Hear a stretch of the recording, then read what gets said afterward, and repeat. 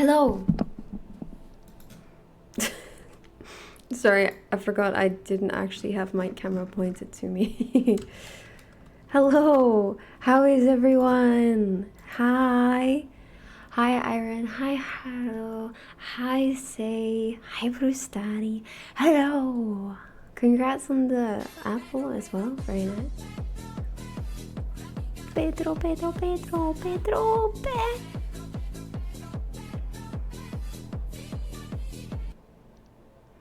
What? Right away? That is insane. I just got here? Insanity. Let's get that blood pumping. Fine.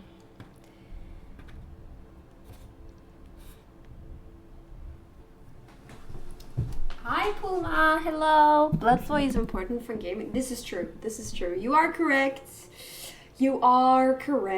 Whatever. Okay. 1, 2, 3, 4, 5, 6, 7, 8, 9, 10, 11, 12, 13, 14, 15, 16, 17, 18, 19, 20. Goodness. 20 more or no balls. What? No. I will only do the redeem. Blood flow is important for gaming, just helping you avoid blood clots. I mean, that's why I added it, to be fair. How is everyone today? How is your weekend? Hello. I'm out of breath now. Yeah, what did you all get up to? And how are you feeling? I'm okay. Ooh, that's a very heavy oak. Or are you just okay? Not great, not terrible. Has something happened to make you feel like that, or do you just feel like that? Because that's fair. Sometimes you just feel like that, you know?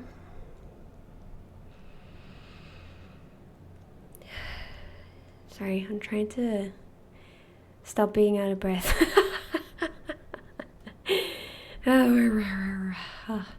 Nah, just kind of low energy. I get that. I was like that this morning. Oh wait, no. I was like that yesterday. I had to work yesterday from like my usual times. So 9 till 3:30. And I don't know, even though it was only my 4th day of the week that I was working, it still felt terrible because it's like a Saturday. And it's almost like your body feels like it's not supposed to be working today. You know, so I kind of felt a bit shit. So I only had today to actually relax properly. So I totally get you. Yesterday I was so out of it. I literally came out of my work and I went straight to the shop because there were a few things I wanted to get. But it was the first day of like the Christmas markets here, so it's super busy, so annoying. Oh my god, there's so many people like everywhere, all in my way. And then I went all the way to like get some mops and also but also get some like how's it called, some like poster hanging nails, so like the thing that the frame is gonna hang off, right? I wanted to get that for Coopsy's posters because we didn't have enough.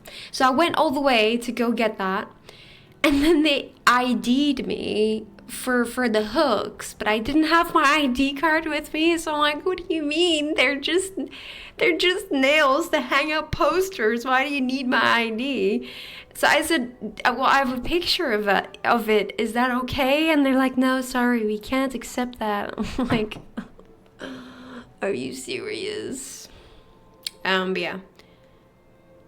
Do you ever feel like so tired that you feel like your eye sockets like sink? Like you feel like they're sunken, like you feel your like eye wrinkles. I don't know how to explain it, but you like feel your skin is like sinking in on itself or something. I don't know how to explain that. Sounds so weird. But anyway, I finally got me a lazy gaming weekend. Hell yeah! What did you game? What did you do?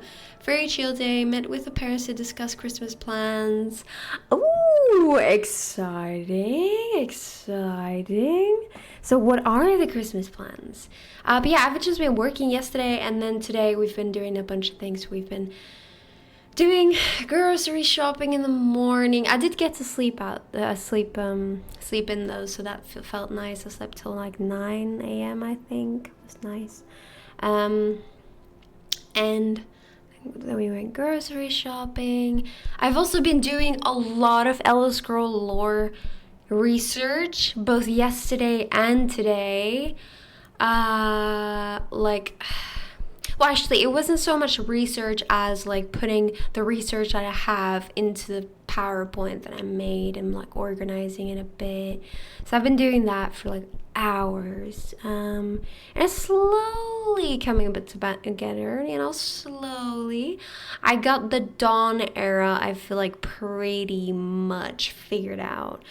I think the most annoying thing is going to be, I think it's the first era, just because it's so fucking long. Oh my god, what a pain in the ass. I think, wait, no, is the second or, I think it's the first or the second one era that is just so long. There's so much to talk about, and it's just pain. But that's okay, we'll get through it. I'm not feeling well. My back pain is still there, and I will probably need surgery. Oh, I'm so sorry. That sucks, but I really hope you start to feel better. So me too. Just lots of rest. I hope the surgery goes well if you do need to do it. Goodness me. I wish you all the best, Puma. Can't have you going ham with them? I guess, but they're like these 1 centimeter, like little tiny nails, and like a hook to hang up the posters. So it's like, I don't understand. It's just so crazy how like when you compare other countries in the UK is so strict with like age restriction things. They do the challenge 25 thing. So if you don't look like you're over 25, they'll like ask for your ID. So this is for non-alcoholic beverages, so like non-alcoholic beer, for example. Energy drinks is for nails, is for sparklers. What else? I think just anything that they would deem dangerous, like the most ridiculous things that you wouldn't even think of. So it's like, I don't always bring my ID because obviously I don't want to just lose it. Usually I keep it in the back of my phone, but I'm just very like cautious that I don't want to lose it because I'm really good at losing things. So then sometimes I will go shopping for something, not realizing they will ID check, and then they do. It's ridiculous. I can't do anything in this country. Hooray, the Elder Scrolls lore reading. Yes. Really looking forward to that. I was actually yesterday at 1 a.m. I was explaining the Dawn era to to Koopsie while he was in bed. I must have looked crazy. I was like, well, and then this, and then she did this, and then the spirits, they did this. I felt like I was explaining Scientology to him. Government approved wall art only. Yes, exactly. But yeah, crazy stuff. Today We're going to read some Frankenstein. Very topical because there is a new Guillermo del Toro movie of Frankenstein, and I like watched a small part of it, and I was like, ooh, but I stopped because it felt kind of like book accurate. It felt kind of book accurate, like the words that they were saying. I was like, ooh, that's fancy. So I stopped because I don't want to spoil it for myself. Not that I don't know what the Frankenstein story is, but I feel like often when it is translated to media, there is a lot of things that they will like take creative liberty in and change. So I just don't know how the exact book is. So yes. The plans are to celebrate Christmas in my parents' cottage. Oh, right. I think you told me this. I have to buy a gift for my brother. We only buy one gift, so the gift I give to my brother is from everybody in the family and so on, with each family member above 18. And I'm gonna buy us turkey and make a rice porridge. Oh, rice porridge, very nice, very good. Wait, so everybody gets one gift that all the family puts together? Is that what you mean? If I understand that correctly? Do it in French? What, reading the book? Oh God, no. Oh God, no. First of all, well, actually, that is what the redeem is. Talk French for 15 minutes. My French level isn't even nearly high enough to like translate this at all. Yeah, I've got no clue, dude. I could not. I'm so sorry. I can't. I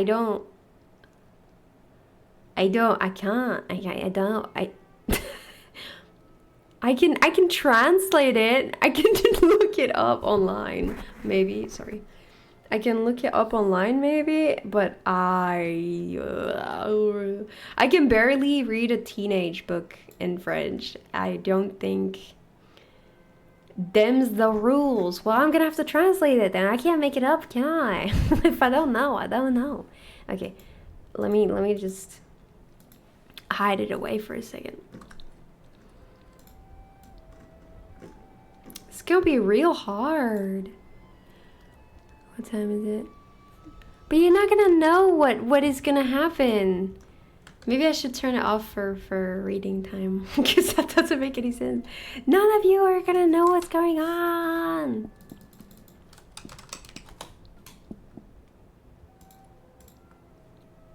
Bear with me while I translate this.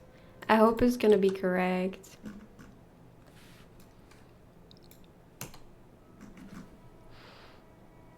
Yay, ready. Okay, bear with me, guys. We're gonna read this in French. Now, you're not gonna know what's going on. I'm not gonna know what's going on.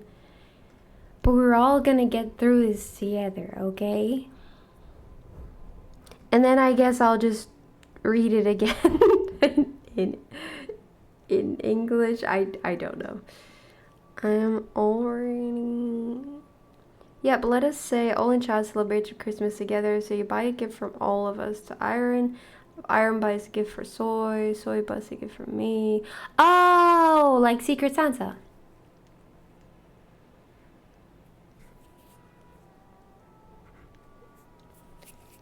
I thought you meant like everyone like puts money together for each person kind of thing. Like, sorry if I'm explaining that wrong. Yeah, kind of. Okay. I mean, that's a good system, I suppose. Noah is getting me a gift? No. It was an example. It was an example. I can give you something in Minecraft if you want. That's all I can give you, I'm afraid. Now she does. No, that's not true. Listen, I already have enough family to give gifts to as it is.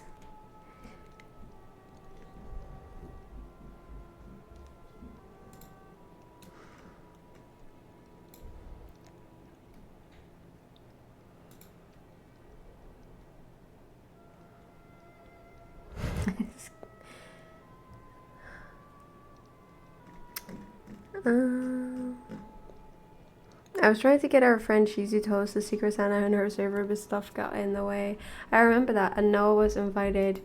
Well, like I said at the time, and like I said now, it's just too expensive to do that. But you did say you don't have to do money things, I think. Anyway, I'm not. How am I gonna do this? Should I put the translated for? Oh, I could do that actually. I could say it in French and then have someone's just beaten me with a map of Belgium and now I'm all covered in bruises. In what now? I'm sorry? In what? Yeah, why don't I have the English version open here?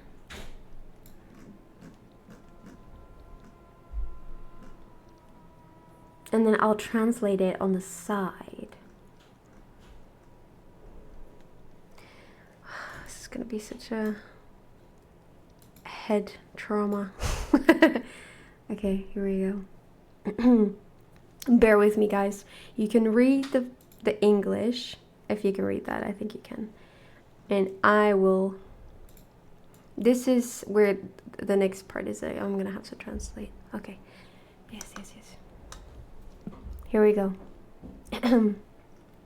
Oh God, I hope I'm gonna say this right.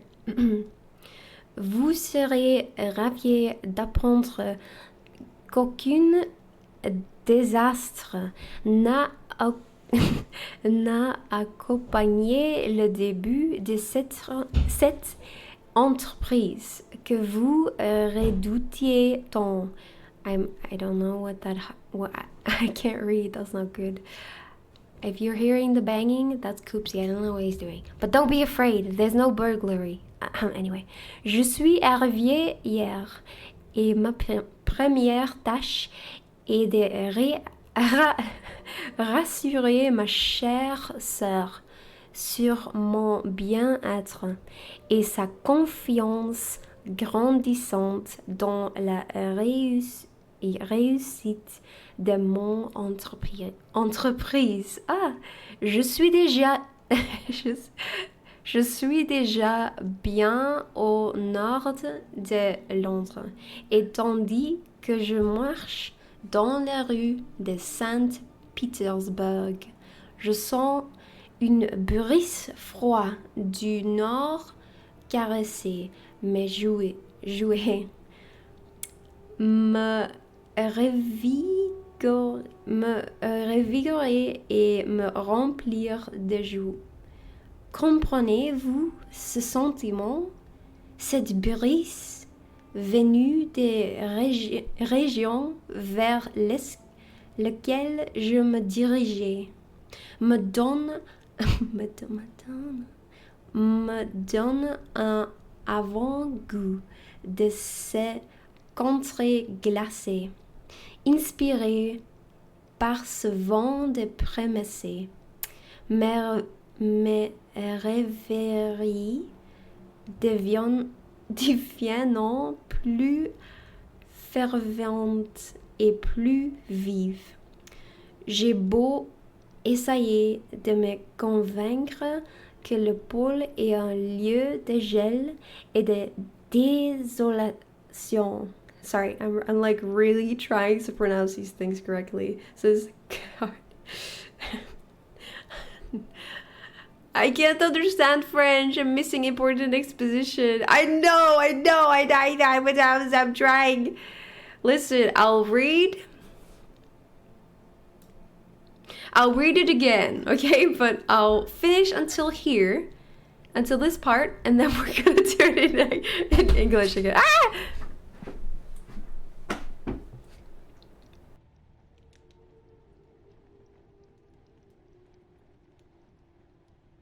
Guys, give me a second. We had a lamp delivered and apparently it's broken. I'll be right back. So sorry.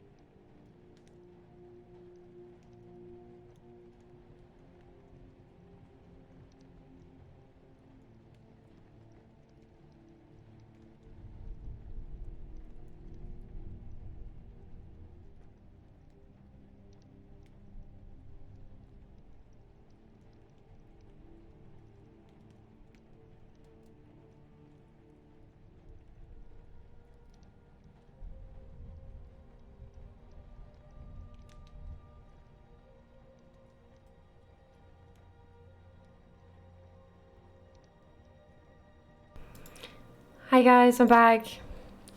So, super shit. We ordered like a standing lamp, and it's like a lamp on top of like a wooden structure, and it has like 4 pole parts. And Koopsie got the lamp out of the box, and one of the poles just fell off. And it's supposed to be attached to it like properly, and it just fell off. So we're gonna have to send it back. Super shit. Oh, so stupid. Oh well. IKEA. Oh, it's not from IKEA. That's the thing. It's not from IKEA. The one time I don't order for IKEA. See, IKEA we trust. I trust IKEA. But yeah, it just fell apart. So we're gonna have to send it back. Really stupid. But yeah, don't worry guys, I will read this again in English. But we must do what we've been told. Let's continue. J'ai beau essayer de me convaincre que le pôle est un lieu de gel et de désolation. Il se présente toujours à mon imagination. That was really bad. Comme une région de beauté et de délices. Là-bas, Margaret, le soleil brille sans cesse. Son large disque effleurant l'horizon et diffusant une splendeur perpétuelle. Là, car, avec votre permission, ma sœur, je me fierai quelque peu aux navigateurs que nous ont précédés. La neige et le gel ont disparu et voguant sur une mer calme, nous pourrons être portés vers une terre surpassant en merveille et en beauté toutes les régions. Jusqu'ici, découverte sur le globe habitable. Ses productions et ses particularités seront peut-être sans précédentes, comme le sont sans doute les phénomènes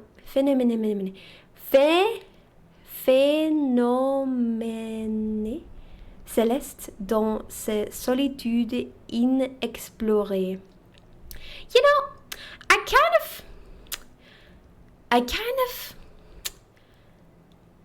kind of know what's going on, I think. You could have read from the back of a pack of cereals and I wouldn't know. Hey. As long as it sounds right. that's okay. Okay, I'll do this part. And then we're gonna do it again in English. Hooray, hoorah. Que ne peut-on espérer d'un pays de lumière éternelle? J'y découvrirai peut-être le pouvoir merveilleux qui attire l'aiguille et qui permettra de résoudre 1000 observations célestes, lesquelles ne requieront que ce voyage pour expliquer à jamais leur apparente incohérence. J'assouvirai mon ardente curiosité en contemplant une partie du monde jamais visitée et je foulerai peut-être une terre jamais foulée par l'homme. Tels sont mes espoirs, et ils suffisent à vaincre toute crainte du danger ou de la mort, et à me pousser à entreprendre ce voyage laborieux avec l'ajout d'un enfant embarquant avec ses camarades de vacances sur une petite barque pour une expédition de découverte sur le fleuve. What the fuck is a fleuve? I don't know. Le fleuve de son enfance. What is fleuve?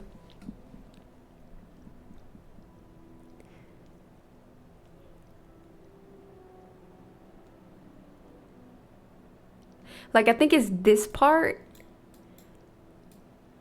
But I just don't know what fleuve is. No clue. Mais à supposer que toutes ces conjectures soyant fausses, vous ne pourrez contester le bienfait inestimable que j'apporterai à toute l'humanité jusqu'à la dernière génération en découvrant un passage près du pôle vers ces contrées dont l'accès exigé actuellement tant de moi, ou en forçant le secret de l'amant, ce qui, si cela est possible, ne peut se faire que par une entreprise telle que la mienne. Such as mine. Yeah. I really want to know what le fleuve is. Just not even. We don't make Le mistakes. fleuve meaning We have happy accidents. potato? Nope. There was no potato in there. River. Fleuve is wow, really? Okay. Well, I did my duty, and now we're just gonna read in English. You're welcome. Thank you very much. I know it's not been 15 minutes, but let's say it's felt like it. Let's start reading in English. Hell yeah, let's go. Frankenstein, ladies and gentlemen. Yes. You will rejoice to hear that no disaster has accompanied the commencement of an Sorry, now I'm mixing my French and English together. Of an enterprise. That is fine. It's supposed to be 5 minutes. Oh, is it? I thought it was 15. Whoops. Well, okay, great. But there you go. I've done my duty. The commencement of an enterprise which you have regarded with such evil forebodings. I arrived here yesterday, and my first task is to assure my dear sister of my welfare and increasing confidence in the success of my undertaking.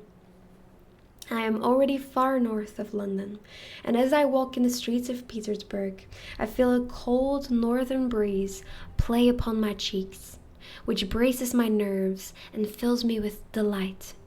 Do you understand this feeling, this breeze, which has traveled from the regions towards which I am advancing, gives me a foretaste of those icy climes,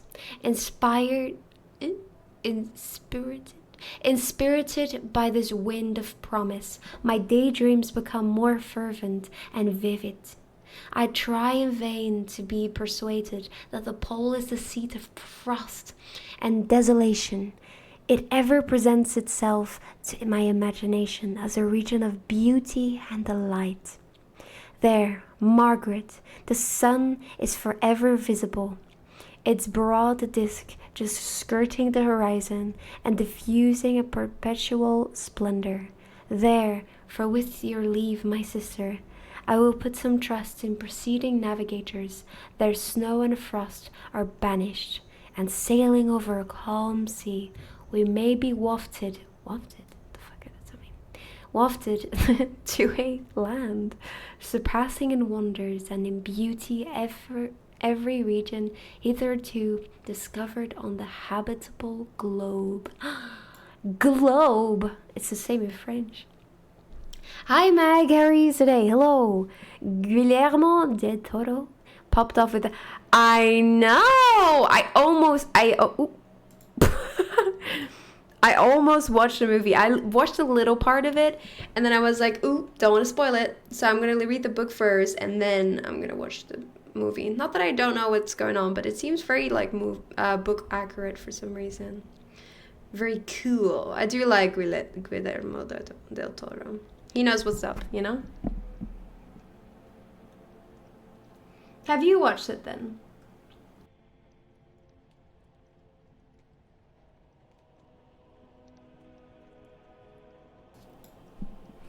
I don't actually know what kind of movies you like.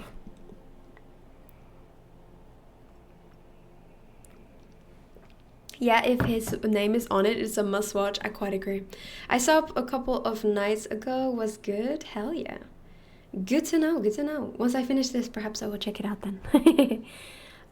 Yeah, how have you been? How's the job? I like good movies. Same. Actually, me and Koopsie watched Goodfellas recently. We actually didn't finish it because his dad fell asleep, but that was pretty good. Interesting. Not really my type of movie usually, but it was okay. Huh? Its productions and features may be without example, as the phenomena of the heavenly bodies undoubtedly are in those undiscovered solitudes. What may not be expected in a country of eternal light? I may there discover the wondrous power which attracts the needle and may regulate 1,000 celestial observations that require only this voyage to render their seeming eccentricities consistent forever. I shall satiate my ardent curiosity with the sight of a part of the world never before visited, and may tread a land never before imprinted by the foot of man. These are my enticements, and they are sufficient to conquer all fear of danger or death, and to introduce me to commence this laborious voyage with the joy a child feels when he embarks in a little boat with his holiday mates on an expedition of discovery up his native river, love, or something. But supposing all these conjectures to be false, you cannot contest the inestimable benefit which I shall confer on all mankind to the last generation by discovering a passage near the pole to these countries, to reach with which at present so many months are requisite, or by ascertaining the secret of the magnet, which if at all possible can only be effected by an understanding such as mine. Goodfellas is fucking amazing. I had a big Al Pacino, Robert De Niro fans. Oh, you did? Oh, interesting. Heat is the best movie on God's green earth. It is? Wait, it's on Netflix. Should I watch it? I thought that was supposed to be bad, or is there another one? It is. I did put it on my list, but we still have to finish Goodfellas. I did like it. They are all insane, and that's what the movie is. But yeah, for the rest, I don't think I've watched like a classic recently. Maybe Jawbreaker, but I feel like that's more of like a girly classic. Yes. Like Jennifer's Body. Classic. It took me decades to finally watch Scarface, but I wasn't disappointed when I did. My sister actually watched that movie, and she said it was one of those movies that build up really slow, and that was basically like really boring for like most of it, and then the end was like wham, bam, boom, boom, boom, everyone's dead kind of thing, you know? And I don't think I like that. I like wham, bam through the whole movie. Yeah.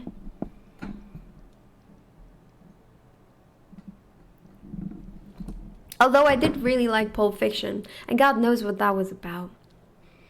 It was just a lot of things happening.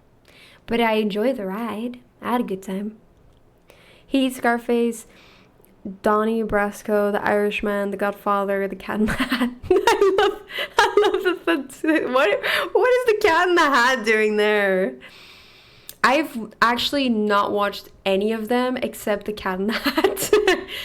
I think I tried watching Godfather. I don't know why I didn't finish it, but it's like on my list because it's a classic and everyone talks about it, so it has to be good, you know?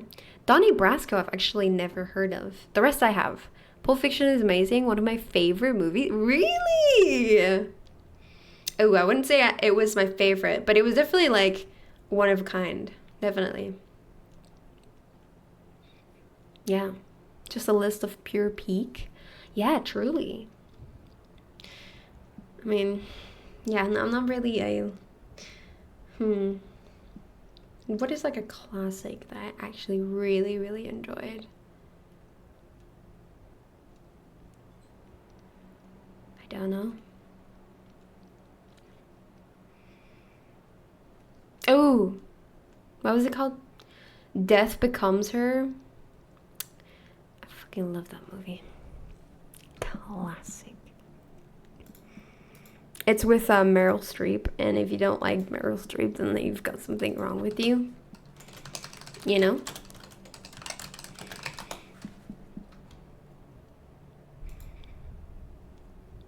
It's just such a fun movie. Beautiful. Donnie Brasco's got Johnny Depp in it. Oh, Donnie Jepp. Sorry, I was about to say that. I don't know why. There's something wrong with me today. I have never seen this in my life.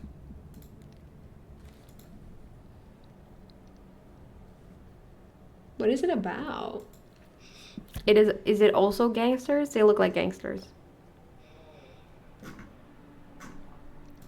Let's read the premise. Oh my god, this was before I was born.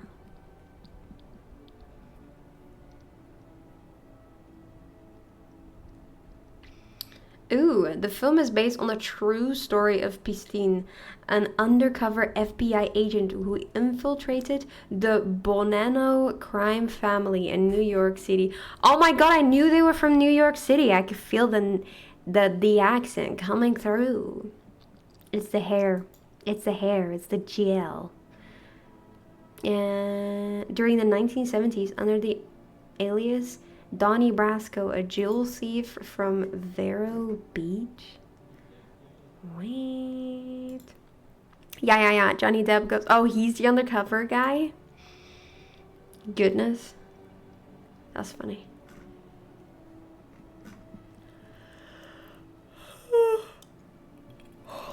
There's so much I still have to see. It's like, there's so many good movies out there. It's like, how can you keep up, you know? Although, like, Once Upon a Time in Hollywood was supposed to be good, and then I felt like it was kind of okay. Like, once again, a, like, really slow building movie. In the end, it was, like, I guess there was, like, a certain satisfaction to it that they wanted to deliver, which there was, but it was just such, like, it's like, what's happening? The whole movie was like, what's happening? I don't understand. Why is this happening? Why am I watching this? Like, it was some really boring stuff sometimes. Sup, kittens? Oh my goodness. Hi, Alma. How are you today? Hello. Hi there. Anyway, let's continue reading. We've been so distracted. We're reading some Frankenstein today. If anyone cares. Yes. This is the second book I'm reading on stream. I really enjoyed the previous one, so I was like, let's do this again. So here we are. Back to business. Fine. Reaching home after work. Oh, on a Sunday. Goodness me. You have the best rest ever today. I like the book reading stream. Hi Kat. I'm glad you're enjoying it. Hello. How are you? These reflections have dispelled the agitation with which I began my letter, and I feel my heart glow with an enthusiasm which elevates me to heaven, for nothing contributes so much to tranquilize the mind as a steady purpose. true. A point on which the soul may fix its intellectual eye. This expedition has been the favorite dream of my early years. I have read with ardor the accounts of the various voyages which have been made in the prospect of arriving at the North Pacific Ocean through the seas which surround the pole. You may remember that a history of all the voyages made for purposes of discovery composed the whole of our good Uncle Thomas's library. My education was neglected, yet I was passionately fond of reading. These volumes were my study day and night, and my familiarity with them increased that regret which I had felt as a child, on learning that my father's dying injunction had forbidden my uncle to allow me to embark in a seafaring life. Gonna be okay for a moment. Okay, take your time. But yeah, what did you get up to this weekend, Kat? Have you been? I feel like we haven't had a proper chat for a while. Where have you been? I've been worried sick. These visions faded when I perused.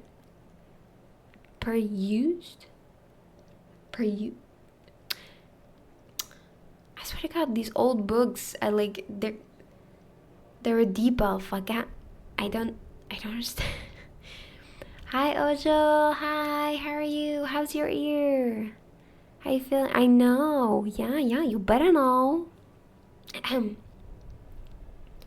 More reading? Yes, more reading today. We're reading Frankenstein today. Don't worry, you've not really missed very much yet.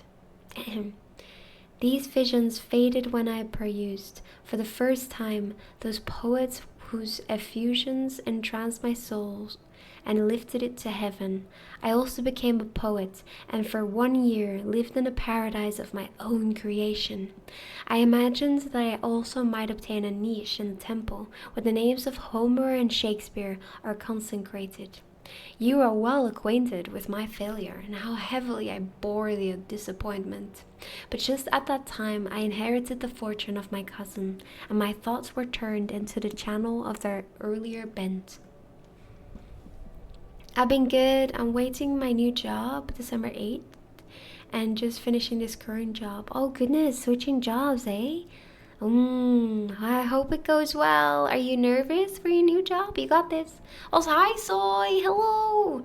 I accepted the game that you gifted, even though I'm very, very sus. But yes, thank you for the meme game, yes. I'm doing okay, probably. My ear is still healing, but I think okay. What do you mean you think? I saw that. I love that for you. Soy gifting sus games. Yes. I was like, oh my god, is this hentai? Now my library is cursed. Good morning. Hello, Gecko. How are you today? Welcome. How are you feeling? I keep thinking of the countryside more and more, but Vegas is alright for now. Oh, I forgot you're living in Vegas. Dude, get out there. Go get a farm and some cows. Do it. Of course I'm gonna gift it to people. True. Yeah, new job is going to be awesome. It's network engineering, so exactly what I want to learn. Oh, that's great. Oh, I'm so happy for you. Hell yeah. We love people enjoying their jobs. Let's go. I hope it goes well for you. You got this, I believe.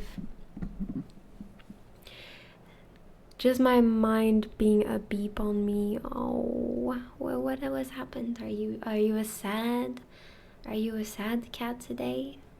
It seems everyone is a bit down today, but that's okay. We can get through it together. Let's all be sad together, and all those minuses make it plus. Yes, that's how math works. 6 years have passed since I resolved on my present undertaking. I can, even now, remember the hour from which I dedicated myself to this great enterprise. I commenced by inuring my body to hardship. I accompanied the whale fishers on several expeditions to the North Sea. I have voluntarily endured cold, famine, thirst, and want of sleep. I often worked harder than the common sailors during the day, and devoted my nights to the study of mathematics, the theory of medicine, and those branches of physical science from which a naval adventurer might derive the greatest practical advantage. Twice I actually hired myself as an undermate in a Greenland whaler, and acquitted myself to admiration. I must own I felt a little proud when my captain offered me the second dignity in the vessel, and entreated me to remain with the greatest earnestness. So valuable did he consider my services. Oh, appreciate that, Noah. You a good one. Thank you.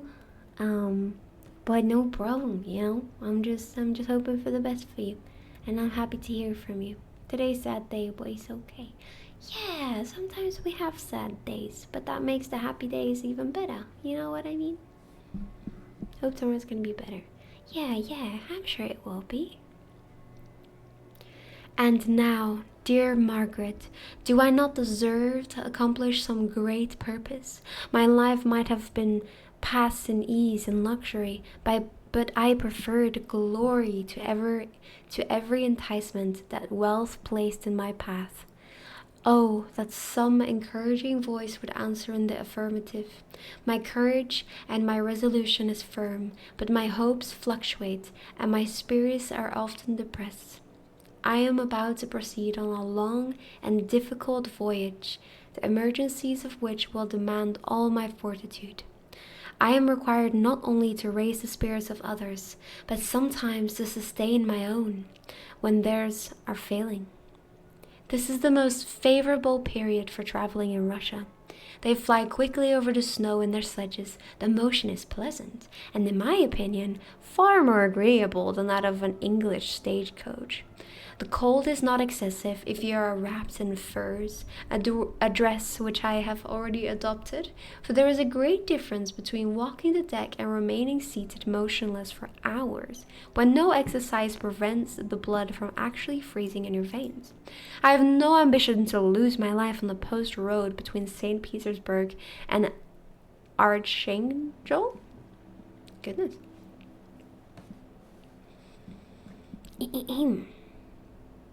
I shall depart for the latter town in a fortnight or 3 weeks, and my intention is to hire a ship there, which can easily be done by paying the insurance for the owner, and to engage as many sailors as I think necessary among those who are accustomed to the whale fishing. I do not intend to sail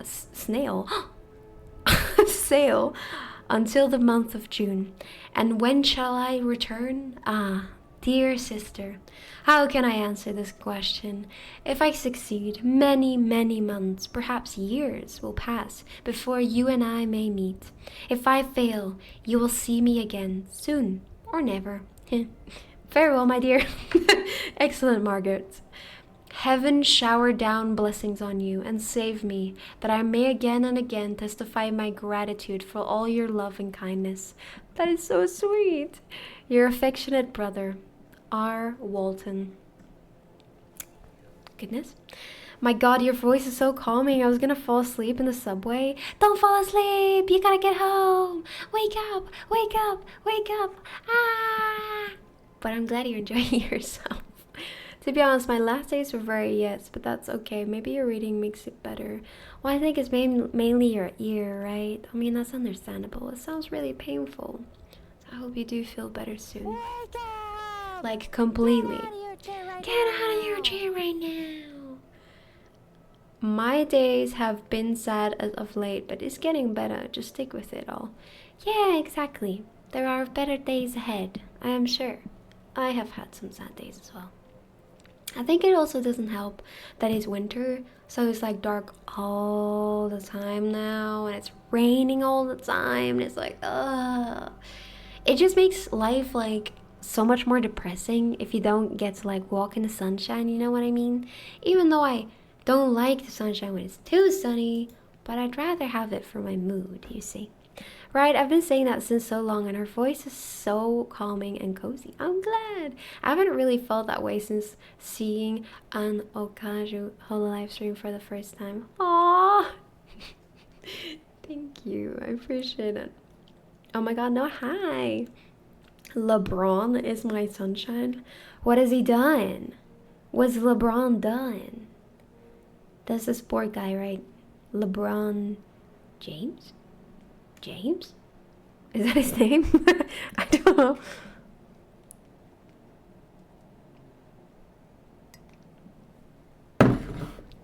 Jason? Jason LeBron? Jason? I don't know. So, I like already feeling the winter. It's snowing the second. Is it snowing already there? It's supposed to snow like next week. It's gonna be so cold. Ah. Oh, that's what I need to get tomorrow. I already need to go to Boots tomorrow because Koopsie has this tendency of running out of things and not telling me, and I don't know why he does this. Like, he's been out of shower gel this whole time, so I bet he's been using my shower wash. How dare he? But yeah, he just doesn't tell me, even though I can just go get it, but he just doesn't tell me. But yeah, anyway, so tomorrow I'm gonna go to Boots. So I need to get a scarf because I don't have my own scarf. Because I remember buying it in the previous place that we lived, and I left it in the restaurant. And I called them like a week later, like, oh my god, do you have my scarf? And apparently they threw it away. It was so devastating. There's just like this distinct feeling that I cannot handle, like losing your stuff and knowing that it's been thrown away. Like just this feeling that a useful thing has been like is gonna end up on a landfill. It just feels so terrible. Like I feel so bad about it still. Every time I think about it, it's like a stab in my heart. I can't. Oh. Literally in like a month, I lost my keys. I lost my scarf. I lost my coat. Like all in the same month. It was so painful. Yeah, I'm terrible at losing things. I like just sometimes turn off my brain and I just leave things and then I lose it. It's terrible. Just quickly, not hearing anything can really beep up your mind and make you feel very depressed, which I didn't know until now. I mean, that makes sense. Yeah, I mean, think about it. If you're not used to it, it must feel like really isolating. And like, I think, okay, this is just me like brainstorming, but I bet like just having all that silence makes you think more, maybe? Like you can hear yourself think more? Yeah, I don't. I understand, Dojo. I'm so sorry. I'm glad you're recovering now, at least. LeBron the GOAT James. So he is James? Yo, no, I got news now that I think about it. What's your news? I did a snowman with my friend and kinda had fun. It was my first snowman since 12. Oh, that's so nice. It's crazy that you have enough snow that you can do that, though. It's never snowed. It's been so long since it snowed enough for a snowman here, actually. I remember as a child, it would like snow properly and it was like a proper pack and everything, but now it just doesn't do it anymore. It's so sad. I miss it. If there would be a very cozy Noah scarf, I think I would wear it. What do you mean? Like I made it? I don't even know. I thought about it before, right? Not that I'm planning to, but I thought about it before. Like, what would Noah merch even look like? It would be something with like, I don't know, goldfishes on it. That I don't even know what to think of, but all I know is that I would actually make merch that is pretty. Because I hate that so many people that make merch, it's always ugly. It's always ugly. I feel like they never actually put effort into it. Like, never. It's always just like a black shirt with a picture on it. It's just like, can you do something more creative? Like, I feel like the only person that I bought merch from that I actually wear, like, non-ironically, because I think it's pretty, is PewDiePie. Like, I feel like he genuinely makes good merch. I haven't checked it recently, but, like, I have, like, 2 or 3 things, and they look really cool. It just is what it is. Remember that stadium picture I shared on Discord? I'm going back already. Wow, aren't the tickets expensive though? Noah, drop the merch. Nah, I'm not big enough for merch. Sorry. A figure I can put inside my oh my god. I think I'd cry if I had a figure. That'd be so cool. Can you imagine? Wow. Yeah, that'd be cool. I mean, I suppose you can pay an independent artist to make your figure. Actually, if I ever quit VTubing, I think I would like commission someone to do that for me just as a memory. But it's gonna be so weird though, because like people might walk in and they're like, "Oh my god, an anime figurine! Where is she from?" And I'll be like, "That's me." Yes. Now I want to do that, but I bet it's really expensive though. PewDiePie and Marcia goated with their merch. They put effort. They do put like I feel like they genuinely have good taste. Like they're good at making that kind of stuff, which I'm so grateful for. This is what I'm saying. I so often had people that I loved watching, but their merch, and I want to support them, but their merch is so ugly. I'm sorry. I want to support you, but I'm not gonna buy ugly merch. I've got standards. Hold up. I don't hear everything, but I hear something with quitting. What? You're not quitting, right? No, I'm not quitting. I'm not quitting. No. Sorry. I said if I ever quit VTubing, I think I would commission someone to make like a figurine of my VTuber, just as like a memory, you know? Like now that I think about it, I think that would be such a cool souvenir. Souvenir? Is that the word? Yeah. For now, I live in St. Petersburg for 2 or 3 years. So yeah, the winter. You live in... Have you... Did you tell me this? That is so cool. You live in St. Petersburg? That's sick. I've never been, but it looks like really cool. Like, I think it's such a beautiful city. But I suppose it's like all things. Where it looks so beautiful. But when you live there, you kind of get like... desensitized to it and you don't realize the beauty of things. So maybe it's not that cool to you, but it's really cool to me. Well, the first time I paid $14 for the ticket. Now I paid $59 because it's a big match. Oh, wow, $14. That's cheaper than I thought. Oh my god, oh, okay, my heart. It's okay, I'm not quitting, don't worry. I'm not graduating. I mean, I did graduate, but like a different graduate, you see. But yeah, don't worry, guys. You're not getting rid of me anytime soon.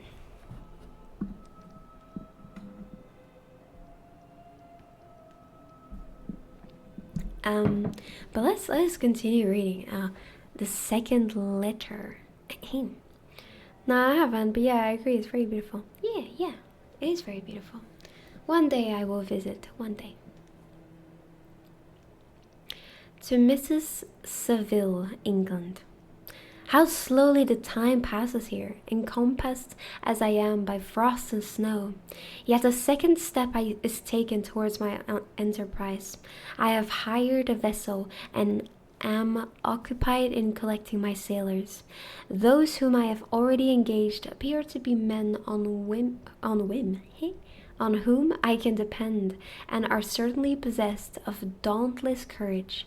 But I have one want which I have never yet been able to satisfy, and the absence of the objects of which I now feel as a most severe evil. I have no friend, Margaret. When I am glowing with the enthusiasm of success, there will be none to participate my joy. If I am assailed by disappointment, no one will endeavor to sustain me in dejection. I shall commit my thoughts to paper, it is true, but that is a poor medium for the communication of feeling. I desire the company of a man who could sympathize with me, whose eyes would reply to mine. You may deem me romantic, my dear sister, but I bitterly feel the want of a friend. I have no one near me, gentle yet courageous, possessed of a cultivated as well as a capacity capacious mind, whose tastes are like my own, to approve or amend my plans. How would such a friend repair the faults of your poor brother? I am too ardent in execution and too impatient of difficulties, but it is a still greater evil to me that I am self-educated. For the first 14 years of my life, I ran wild on a common and read nothing but our Uncle Thomas's books of voyages. At that age, I became acquainted with the celebrated poets of our own country, but it was only when it had ceased to be in my power to derive its most important benefits from such a conviction that I perceived the necessity of becoming acquainted with moral languages than that of my native country. Now I am 28, and I am in reality more illiterate than many schoolboys of 15. It doesn't seem like it. His language is great to me. It is true that I have thought more, and that my daydreams are more extended and magnificent, but they want, as the painters call it, keeping. And I greatly need a friend who would have sense enough not to despise me as romantic, and affection enough for me to endeavor to regulate my mind. Hi, Wiseman. How are you today? Hello. Good evening. How was your Saturday? One time I did a little road trip to the Netherlands for 2 days and went to Amsterdam. Then I accidentally went into a coffee shop. I didn't know what it was and wanted coffee. Oh, like they had weed? Oh. When I went to Amsterdam, I never really saw that kind of stuff. I mean, you have like all the, the shops where like, oh my god, we sell weed. Or like, we sell weed lollies. But that's not really what I encountered at all. When I went to Amsterdam the first time, all I was excited for was the Dunkin' Donuts, because we didn't have Dunkin' Donuts in Belgium. So me and my sisters were like super excited. It used to be like that. Like Belgium barely had any chains, like any American like food chains. It had McDonald's. Yeah, it had McDonald's, and I think that's it. Yeah. Like, for ages, we didn't have anything like that. We didn't have Dunkin' Donuts. We didn't have KFC. We didn't have Burger King. Taco Bell, we still don't have. Wendy's, we didn't have. We still don't have either, I think. Yeah, so whenever we went to another country and they did have these things, it was always like such a big deal, which is so funny to me now because they're all the same. But at the time it was like, wow. Not even Burger King. Yeah, no. Well, not in the cities that we went to anyway. Maybe in Brussels. In Brussels they might have had it, but not in like Antwerp and things. But yeah, so when we went to the Netherlands, they were always like so much further than us. So they had like Burger King, they had KFC, they had Dunkin' Donuts. So whenever we went there, we were like, oh my god, that's it, that's that fast food, blah blah blah blah. Oh my god, and it's like not a big deal to me at all now because it's like stupid. But yeah, yes, good times. Sorry, rant over. Oh no, Taco Bell, spicy potato soft taco is so good. I think I've only actually eaten from Taco Bell once. And it was okay. I got a bunch of like different things. I think we got like nachos, burrito, and that was it. And it was okay. But I haven't really tried very much of it, so maybe there's better things. Scary music's so good though. I'm glad you're enjoying it. Well, here in Germany, where I live, there's nothing except Burger King and McDonald's. Well, there you go. Like, we had the same thing. I mean, we didn't have Burger King for the longest time. But that's because we have like a I think it's Belgian anyway. We have like a Belgian version called Quick. That's what it's called. And that's usually where we would go to, so maybe that's why. Also, said friend gave me some spare wrappings paper for presents I have. Going to have some interesting activity during the week. Ooh, fun. Had a movie night with a friend. Also watched a short anime series afterwards. Also, there was this big weekend event. Oh, I think you told me about that. Yeah. Cool.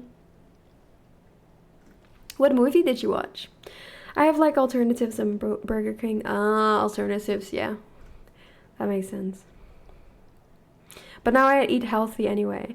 Yeah, I don't really like going to fast food restaurants now, but like as a teenager, it was always like really cool because it was something you would see on like shows and stuff. And you're like, ooh, I've never even had that. So it was so interesting to like imagine what it was like and then actually having it. I still have that with some things like Olive Garden sounds cool, but I'm sure it's kind of just an Italian place. So it's probably not that exciting when you actually try it. But there's so many things that we don't have that is from America kind of thing, you know? That's funny, lol. Very different from the US. We have them everywhere. Yeah, I bet.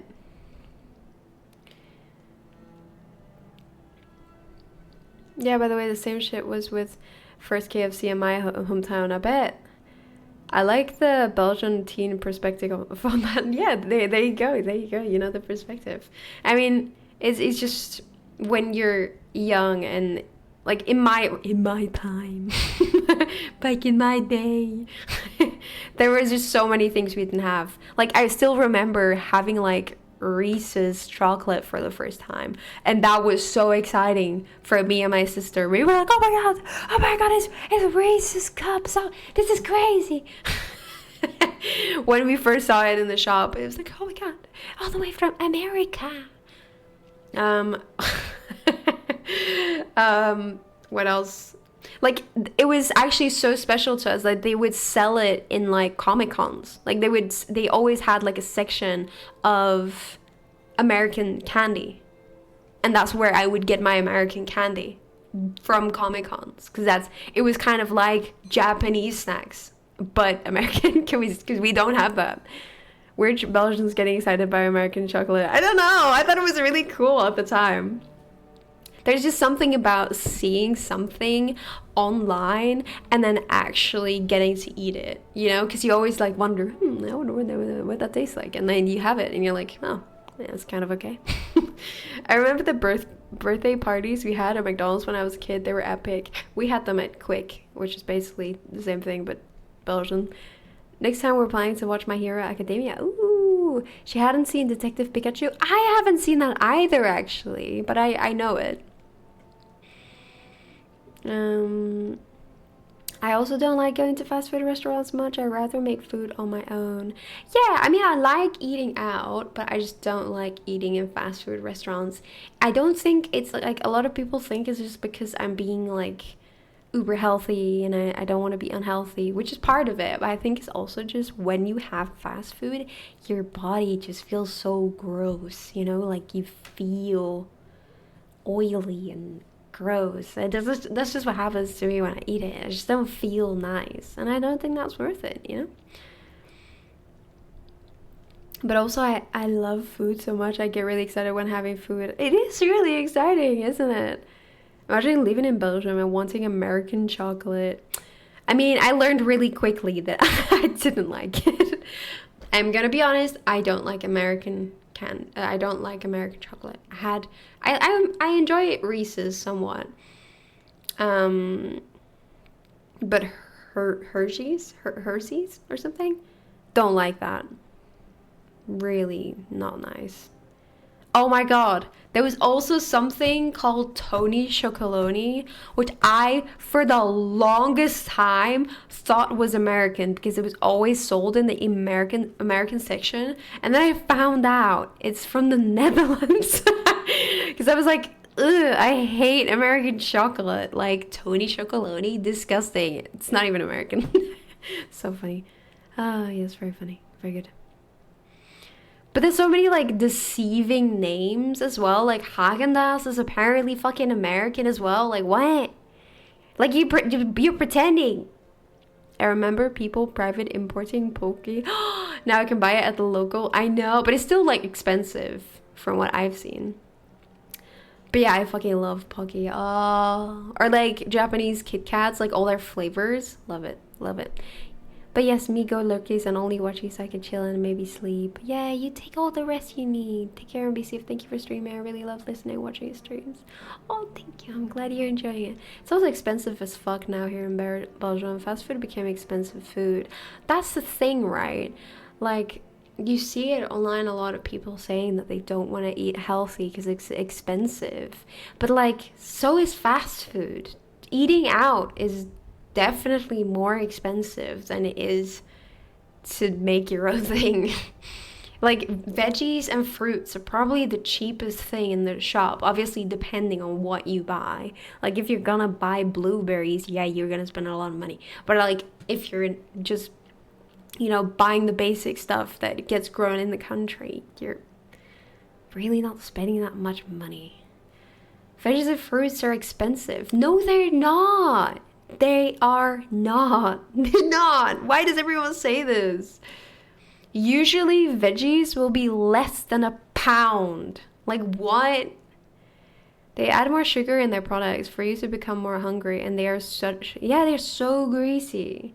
And God knows what crap they put in there. Don't trust it.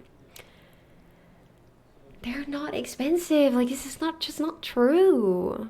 Like, usually carrots, kale, cucumbers, what else? Because there's certain veggies that are expensive.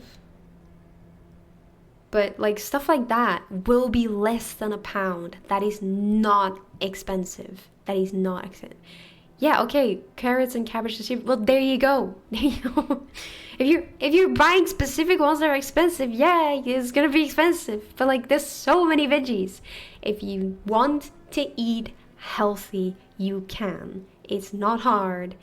You just put some veggies in the stuff that you eat. That's it.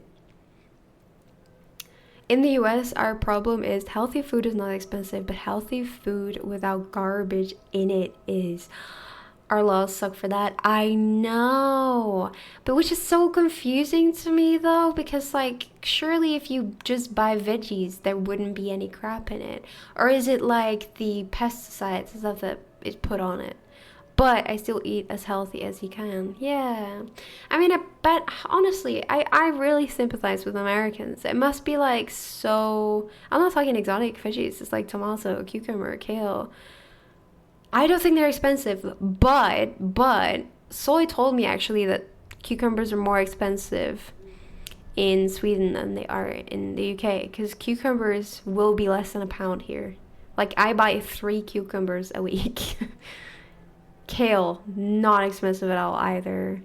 Bell peppers, I don't know. I don't buy peppers because I bloat from them. But tomatoes, also cheap. Cheap. They are cheap. But like I said, maybe this is just because I live in the UK, and maybe in the UK it's different. Like, it's just a different price. I don't know. But yeah, I mean... Yeah, no pesticides, farm grown, ethical stuff like that costs more. Like, buying eggs that are free range is more costly. I mean, that's the same here, definitely. But yeah, I think the main thing with America is just I'd be so scared of what they put in there. Just knowing that the laws are like so different and so lax. Oh, apparently in Japan, the laws are even... Like, they put even more crap in their food. But, like, probably, like, pre-made stuff, I think. But that's what I saw recently. Yes, interesting. I definitely am scared of what's in my food. Yeah, I mean, it's so hard, right? With us finding out more and more of what they put in our food. It's just terrifying. It kind of just makes me want to make everything from scratch. Because it's like, I don't know what you've done to this. Because it used to be you think you can trust, like, producers, you know, like, you could trust that they wouldn't poison you, and then you keep finding out new things that they're putting in there that is terrible for you. It's just crazy. Maybe in some other countries it's expensive. I've heard from my English teacher that in UK fruits are such expensive that they have to sell a half of a single apple. That's really not true. Maybe I'm privileged or something, but I don't think so. As you know, I live on apples and I'm fine. Like, I think a bag of apples, which has like 12 apples in it, is like up to £3. I think it's less though. It depends, like, 'cause sometimes they have like nectar price on it, like, you know, a discount price if you have a card of the supermarket. And that like really does a lot. It really does. Do you know what really gets my blood boiling? A portion of sauce at the frituur costs €1 at least now. That is crazy. Wow. I mean, we've got the same in the UK, kind of. Like for ketchup, I think it's like 30p, which is like 70 cents, I think, something like that. I typically buy frozen broccoli, kale, cauliflower, green beans, and spinach, and canned tomatoes because anything aside from carrots, cabbage, and onions is too expensive fresh. I think it's just like Norway and Sweden and stuff are just super, super expensive. Like, I think your country is just more expensive because in the UK, that's just really not the reality, in my opinion. With spinach, I agree. Spinach is fucking expensive. It really is. I buy that frozen too. Like, I buy like, they're like blocks of spinach is usually what I buy. Cauliflower is cheap here, but I hate cauliflower, so I don't buy that. Kale, cheap. Broccoli, depends actually. It depends on what supermarket you go to. God knows why. But you could get a like broccoli, how do you call it? Stem for like less than £1 depending on where you go, but then some supermarkets do sell it for like £2. It really depends, but usually I get that frozen as well. Making food from scratch is definitely a good idea. I'd love to like I'd love to make my own tomato sauce one day actually, but I just don't think we have the space for it at the moment. Like if I had a huge cellar or something, I'd fucking love to do that. Like I've said this before. If I could choose, I'd become like an Italian nonna. You know, I'd make everything from scratch, baby. You name it, I'll make it. But it's just I don't have a space for it. So for now, we will continue eating supermarket sauce because it also just saves time, really. I get a lot of chicken, spinach, and rice mainly. I hope those are okay. But I don't know about the chicken. Yeah, the chicken I feel like I'd be concerned about as well because they put a lot of like hormones and stuff in those to like pump them up, right? Are they like transparent about that? Do they talk about that on the package or not? Like, we put hormones in our chickens. I'm home finally. Welcome home. Wait, you are from the UK? Then sorry, I really don't know not that much about Europe and other foreign countries. Yeah, well, I'm not. I wasn't born here, but I live here now. But I definitely think it's comparable to Belgium somewhat with the prices. Like I said, like the prices differ on certain products, but most things I feel like are pretty much the same. But I have to say, like, overall, veggies are pretty cheap. Like, that's the least money we spend are the veggies and the fruits, depending on what we buy. But I usually get, like, the cheapest things. Like, plums, bananas, and apples are a staple in our household just because I love apples and the rest is cheap. So, I think the only thing that we buy that would be expensive would be courgette. Is usually more expensive. That's it. Yeah. But yeah, like I said, really differs per country, sadly. It really does.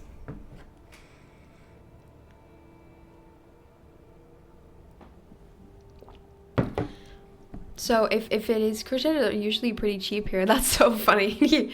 Usually it is more expensive here. Not like outrageous, but usually that's like the most expensive one out of the bunch that I buy. Because I always have carrots in the house. Because those are the cheapest. And also because it goes with everything. But for the rest, it kind of just differs. Yeah, I think the spinach is the only thing I can think of that is like well expensive. For the rest, like the main thing we spend a lot of money on is like meats. Like fish, for example, impossible. The only thing that we can afford is mussels, prawn,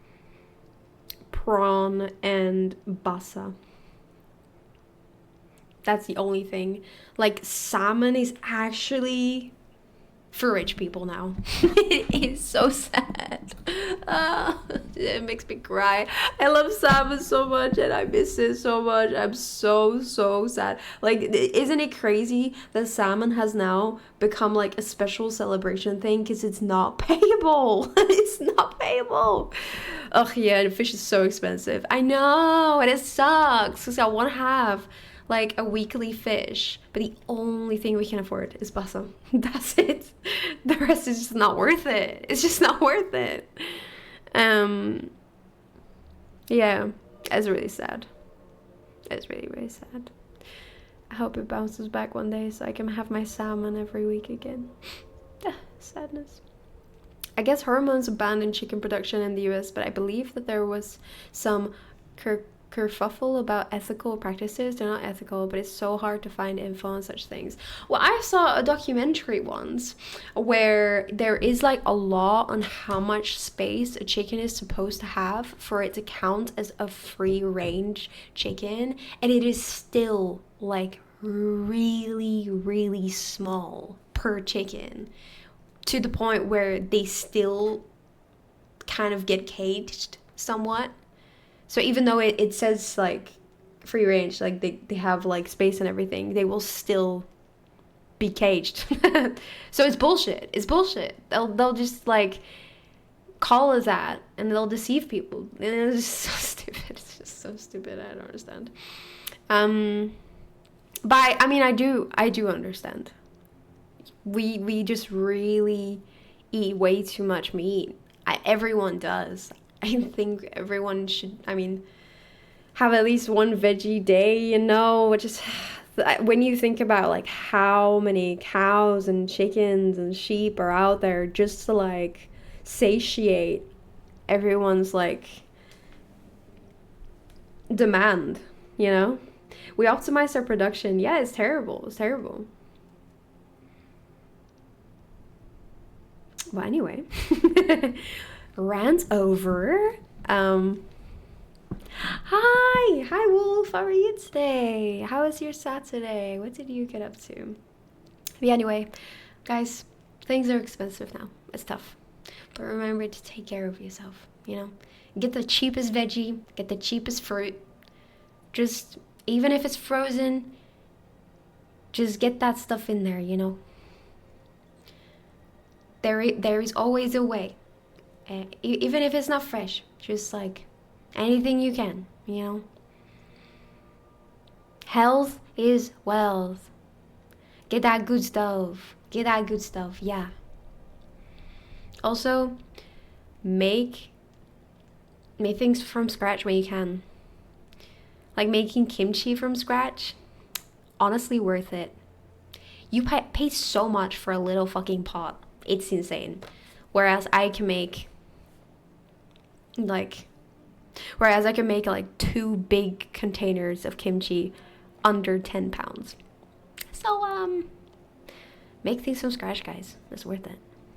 Get that good stuff. Eat well, kings and queens. Exactly. I don't think I've ever even had kimchi I didn't make myself. Really? I've just had it from restaurants. Like, it's really good.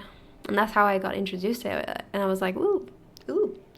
And then I made it myself and I was like, ooh. Very nice. But yeah, sorry, let's actually read the book. I feel like I've just been like ranting this whole time. It's just so lovely talking to you guys, you know? This stream is our ranting place, our ranting corner. I'm good. I hope you too. Yeah, I'm okay. You know, I'm chilling. I'm chilling. I had a productive day. Very good productive day. Lots of things done. I didn't even say, I bought a Boston fern. Yay! Which is now in the bathroom soaking up all the moisture. Yum, yum, yum. Good for him. Good for him. Oh, yeah. Boston fern. Boston. I've never had kimchi, period. Do you not like spicy things? This flea-ridden creature remembered about you only after I doubted whether to go with him to protect Zomboid, because then I wouldn't be able to handle your stream in parallel.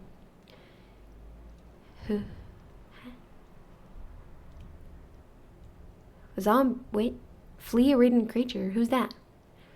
Wish I could, but the veggies and fruit section has a slight problem with quality in some of the stores here. You can literally spot some oranges that are partially green when you pass by. Oh goodness. I mean, at least it's not rotten. You just don't see it here. Well, that's why you gotta make it yourself. Wait, actually, yes. Do Germans use Amazon? This is not to be offensive or anything. It's literally because in Belgium, I didn't use Amazon like ever. I didn't trust Amazon. I thought Amazon was like a scam website like eBay or something, you know? I was like, ooh, it's not trustworthy. Ooh, they give you like bad stuff. So I always used like the national website. I have never used Amazon here. Yeah, exactly. Like I never used Amazon ever. I don't, but I know a lot of people that do. I see. Okay. Because I know Amazon is like so huge, but I feel like in Europe it's less maybe. It's like in Belgium, I never knew anyone that uses the Amazon. Like usually we use bol.com and Zalando for clothes. And for the rest, I would literally just go to a physical shop. And if they don't have it, well, tough luck. Too bad to be you. Sad to be you. The wolf one? Oh, wolf did. Wait, we don't have it here. You don't. Oh, I see. German Amazon is basically the European Amazon, except for Amazon Co. UK. Yeah, I mean, yeah, because Belgium doesn't even have an Amazon website, so there's some things I just can't get from the Swedish market, so I use Amazon, like some specialty food or quality razor blades. Yeah, I mean, I use Amazon for everything now. It is so, like, foreign to me that I can just order things online. Like, it is such a luxury. It's such a luxury. Like, it used to be that I have to go to physical shops. And, like, if they don't have it, you're fucked. And now, if I want walnuts, I can get it. If I want almonds, I can get it. If I want goshugara, I can just get it. Like, anything I want is on there. Like, it's so weird to me. Like, I can just get it. Especially for, like, Asian things as well. Like, specific soy sauces and everything. I'd have to go to an Asian supermarket. And if they didn't have it, then, well, again, tough luck. Like, it's so weird. English people are so spoiled. They're so spoiled. They have everything. Crazy. Still, it takes some skill to find some edible looking fruits and vegetables at times. Dude, that's really a struggle. And it's not for everything or certain things. Sorry, let's actually read. I feel like I've been distracting us. I will continue. So, Victor was talking about not having friends, and he wishes to have a friend to talk to and share his victories with. His victories, if you will. Well, these are useless complaints. I shall certainly find no friend on the wide ocean, nor even here in Archangel, among merchants and seamen. Yet some feelings, unallied to the dross of human nature, beat even in these rugged bosoms. My lieutenant, for instance, is a man of wonderful courage and enterprise. He is madly desirous of glory, or rather, to word my phrase more characteristically, of advancement in his profession. He is an Englishman, and in the midst of national and professional prejudice, unsoftened by cultivation, retains some of the noblest endowments of humanity. I first became acquainted with him on board a whale vessel. Finding that he was unemployed in the city, I easily engaged him to assist in my enterprise. The master is a person of an excellent disposition, and is remarkable in the ship for his gentleness and the mildness of his discipline. This circumstance, added to his well-known integrity and dauntless courage, made me very desirous to engage him. A youth passed in solitude, my best years spent under your gentle and feminine fosterage, has so refined the groundwork of my character that I cannot overcome an intense distaste to the usual brutality exercised on board ship. I'm going to play for a while before my sleep. Thanks for stream. I had a good time with you all. Have a good night or day. Thank you, Amma. Nice seeing you, and have a good evening. Bye. Bye. I have never believed it to be necessary, and when I heard of a mariner equally noted for his kindliness of heart and the respect and obedience paid to him by his crew, I felt myself peculiarly fortunate in being able to secure his services. I heard of him first in rather a romantic manner, from a lady who owes to him the happiness of her life. This briefly is his story. Some years ago he loved a young Russian woman of moderate fortune, and having amassed a considerable sum in prize money, the father of the girl consented to the match. He saw his mistress once before the destined ceremony, but she was bathed in tears, and throwing herself at his feet, entreated him to spare her, confessing at the same time that she loved another, but that he was poor, and that her father would never consent to the union. My generous friend reassured the suppliant, and on being informed of the name of her lover, instantly abandoned his pursuit. He had already bought a farm with his money, on which he had designed to pass the remainder of his life, but he bestowed the whole on his rival, together with the remains of his prize money to purchase stock, and then himself solicited the young woman's father to consent to her marriage with her lover. But the old man decidedly refused, thinking himself bound in honor to my friend, who, when he found the father inexorable, quitted his country, nor returned until he heard that his former mistress was married according to her inclination. What a noble fellow, you will exclaim. He is so. But then he is wholly uneducated. He is as silent as a Turk. And a kind of ignorant carelessness attends him, which, while it renders his conduct the more astonishing, detracts from the interest and sympathy which otherwise he would command.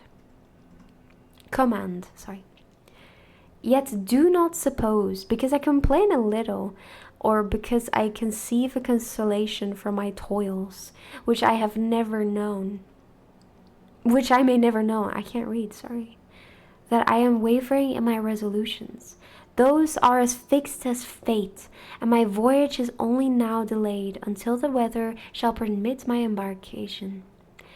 The winter has been dreadfully severe, but the spring promises well, and it is considered as a remarkably early season, so that perhaps I may sail sooner than I expected. I shall do nothing rashly. You know me sufficiently to confide in my prudence and consideration considerateness whenever the safety of others is committed to my care. I cannot describe to you my sensations on the near prospect of my undertaking. It is impossible to communicate to you a conception of the trembling sensation, half pleasurable and half fearful, with which I am preparing to depart. I am going to unexplored regions, to the land of mist and snow, but I shall kill no albatross. Therefore, do not be alarmed for my safety, or if I should come back to you as worn and as woeful as the ancient mariner, you will smile at my allusion, but I will disclose a secret. I have often attributed my attachment to my passionate enthusiasm for the dangerous mysteries of ocean to that production of the most imaginative of modern poets. There is something at work in my soul which I do not understand. I am practically industrious, painstaking, a workman to execute with perseverance and labor. But besides this, there is a love for the marvelous, a belief in the marvelous intertwined in all my products, which hurries me out of the common pathways of men, even to the wild sea and unvisited regions I am about to explore. But to return to dearer considerations, shall I meet you again, after having traversed immense seas and returned by the most southern cape of Africa or America? I dare not expect such success, yet I cannot bear to look on the reverse of the picture. Continue for the present to write to me by every opportunity. I may receive your letters on some occasions when I need them most to support my spirits. I love you very tenderly. Remember me with affection, should you never hear from me again. Your affectionate brother, Robert Walton. Goodness, lots of letters.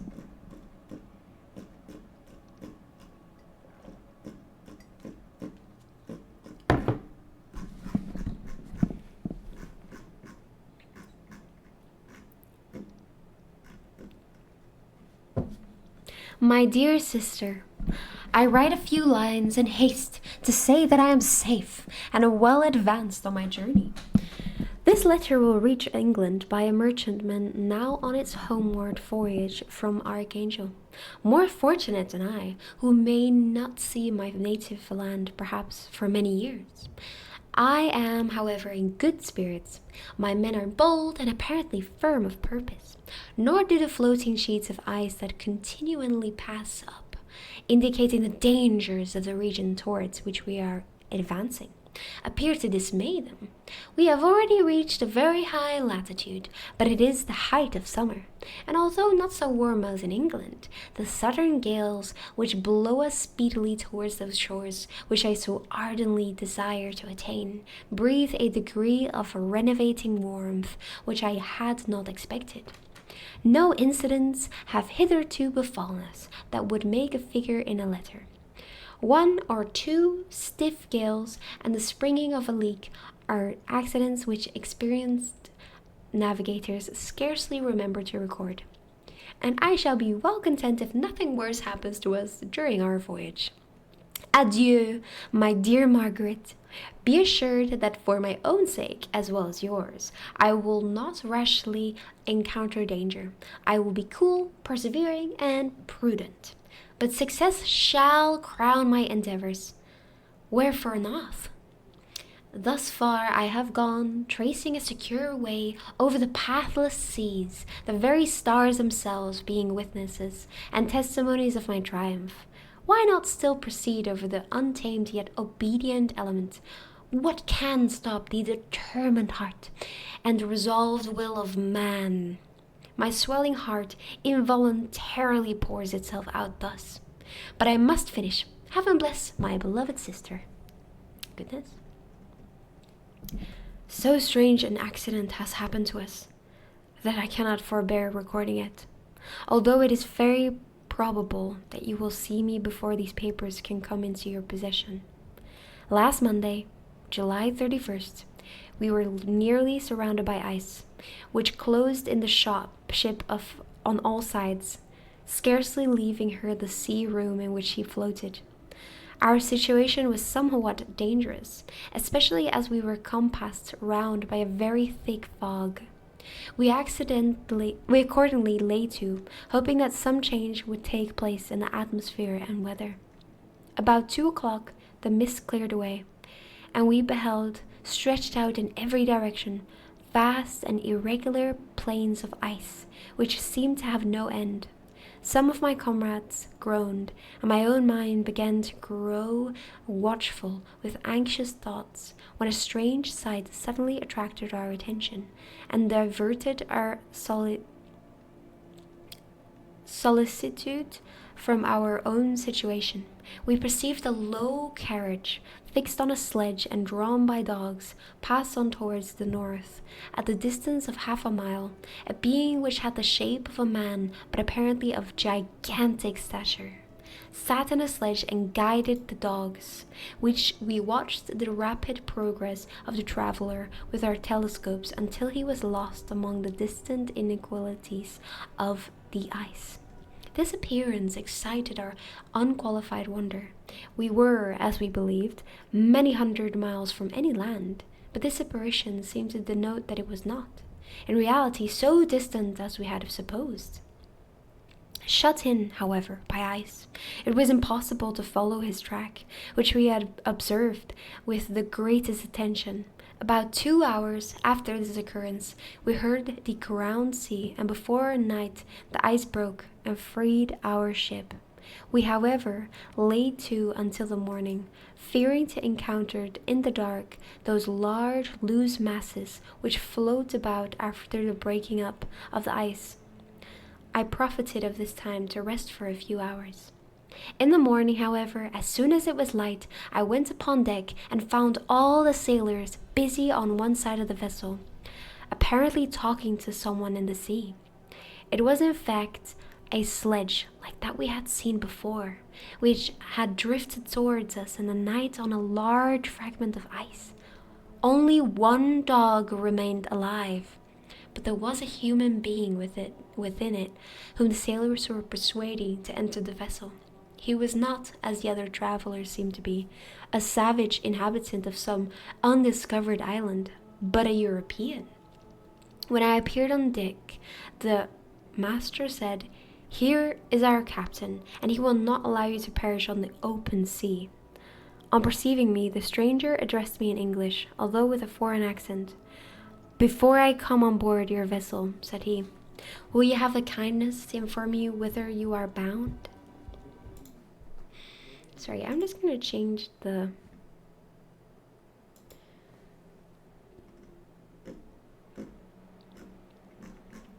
I'm just going to change the video. I feel like the music is a bit distracting, no?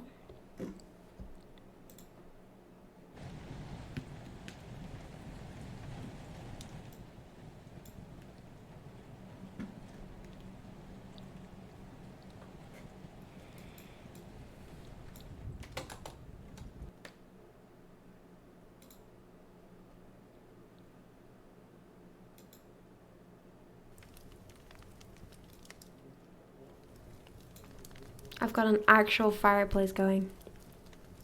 There we go. Now it just looks like something's on fire. Never mind. I just want something cozy. Why is this so hard? Ah! Just give me a fucking fire.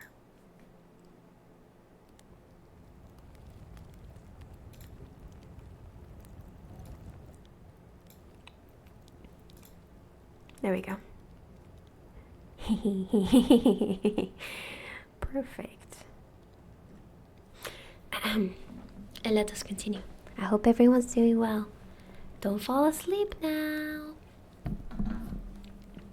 You may conceive my astonishment on hearing such a question addressed to me from a man on the brink of destruction, and to whom I should have supposed that my vessel would have been a resource which he would not have exchanged for the most precious wealth the earth can afford.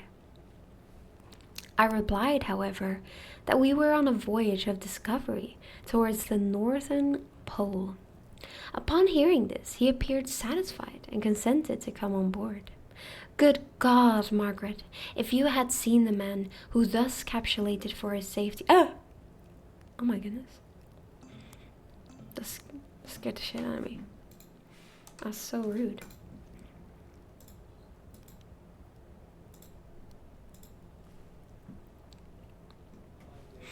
Upon hearing this, he appeared satisfied and consented to come on board. Good God, Margaret, if you had seen the man who thus capitulated for his safety, your surprise would have been boundless. His limbs were nearly frozen, and his body dreadfully emaciated by fatigue and suffering. I never saw a man in so wretched a condition.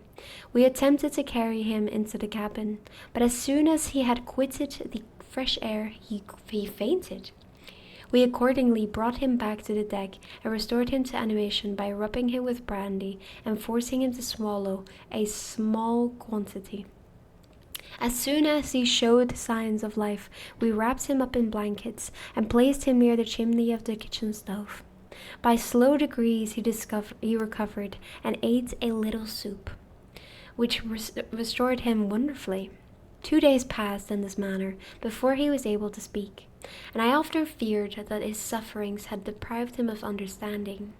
When he had in some measure recovered, I removed him to my own cabin, and attended on him as much as my duty would permit.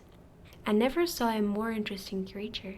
His eyes have generally an expression of wildness and even madness, but there are moments when, if anyone performs an act of kindness towards him, or does him the most trifling service, his whole countenance is lighted up, as it were, with a beam of benevolence and sweetness that I never saw equaled.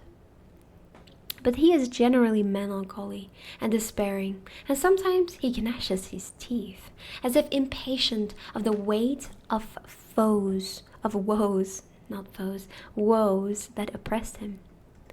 When my guest was a little recovered, I had great trouble to keep off the men, who wished to ask him 1,000 questions, but I would not allow him to be tormented by their idle curiosity, and a state of body and mind whose restoration evidently depended upon entire repose. Once, however, the lieutenant asked why he had come so far upon the ice in so strange a vessel. His countenance instantly assumed an aspect of the deepest gloom, and he replied, "To seek one who fled from me." "And did the man whom you pursued travel in the same fashion?" "Yes." "Then I fancy we have seen him, for the day before we picked you up, we saw some dogs drawing a sledge, with a man in it, across the ice." This aroused the stranger's attention, and he asked a multitude of questions concerning the route which the daemon, as he called him, had pursued. Soon after, when he was alone with me, he said, "I have doubtless excited your curiosity, as well as that of these good people, but you are too considerate to make inquiries." "Certainly, it would indeed be very impertinent and inhumane in me to trouble you with any inquisitiveness of mine, and yet you rescued me from a strange and perilous situation. You have benevolently restored me to life." Soon after this, he inquired if I thought that the breaking up of the ice had destroyed the other sledge. I replied that I could not answer with any degree of certainty, for the ice had not broken until near midnight, and the traveler might have arrived at a place of safety before that time, but of this I could not judge.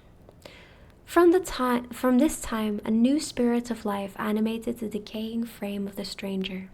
He manifested the greatest eagerness to be upon deck to watch the sledge which had before appeared. But I have persuaded him to remain in the cabin, for he is far too weak to sustain the rawness of the atmosphere. I have promised that someone should watch for him and give him constant notice if any new object should appear in sight. Such is my journal of what relates to the strange occurrence up to the present day. The stranger has gradually improved in health, but is very silent and appears uneasy when anyone except myself enters his cabin. Yet his manners are so conciliating and gentle that the sailors are all interested in him, although they have had very little communication with him. For my own part, I begin to love him as a brother. Oh goodness, that's fast.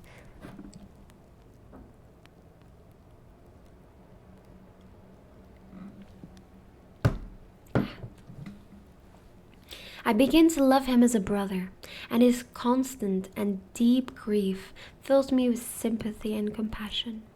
He must have been a noble creature in his better days, being even now in a wreck so attractive and amiable. Oh my god, he fancies him. Is this a love story? I see him as a brother, but he's also kind of hot.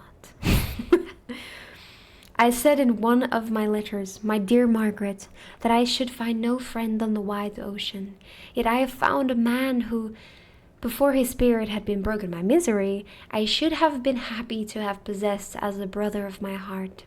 I shall continue my journal concerning the stranger at intervals, should I have any fresh incidents to record. August 13th. My affection for my guest increases every day. He excites at once my admiration and my pity to an astonishing degree. How can I see so noble a creature destroyed by misery without feeling the most poignant grief? He is so gentle, yet so wise. His mind is so cultivated, and when he speaks, although his words are culled with the choicest art, yet they flow with rapidity and unparalleled eloquence. He is now recovered from his illness and is continually on the deck, apparently watching for the sledge that preceded his own. Yet, although unhappy, he is not so utterly occupied by his own misery, but that he interests himself deeply in the projects of others. He has frequently conversed with me on mine, which I have communicated to him without disguise. He entered attentively into all my arguments in favor of my eventual success, and into every minute detail of the measures I had taken to secure it. I was easily led by the sympathy which he evinced to use the language of my heart, to give utterance to the burning ardor of my soul, and to say with all the fervor that warmed me, how gladly I would sacrifice my fortune, my existence, my every hope to the furtherance of my enterprise. One man's life or death were but a small price to pay for the acquirement of the oh my god, let's read that again. Sorry, my words are like becoming a string and they're tripping over each other. Goodness me. One man's life or death were but a small price to pay for the acquirement of knowledge which I sought, for the dominion I should acquire and transmit over the elemental foes of our race. As I spoke, a dark gloom spread over my listener's countenance. At first I perceived that he tried to suppress his emotion. He placed his hands before his eyes, and my voice quivered and failed me as I beheld tears trickle fast between his fingers. A groan burst from his heaving breast. I paused. At length he spoke, in broken accents. "Unhappy man, do you share my madness? Have you drunk also of the intoxicated draught?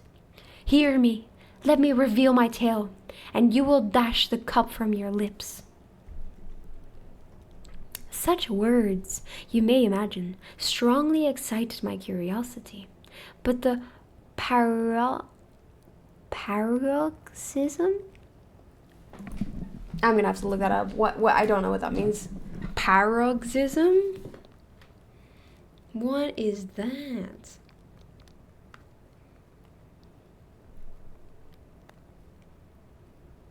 Paroxysm? Meaning? A sudden attack or outburst of a particular emotion or activity. Goodness, I've never heard of that in my life. Paroxysm. Now that's a fancy word if I've ever seen one. Let's add it to our list of words I don't understand. Well, now I do, but like words that are new to me. I swear I had a list. I swear I did.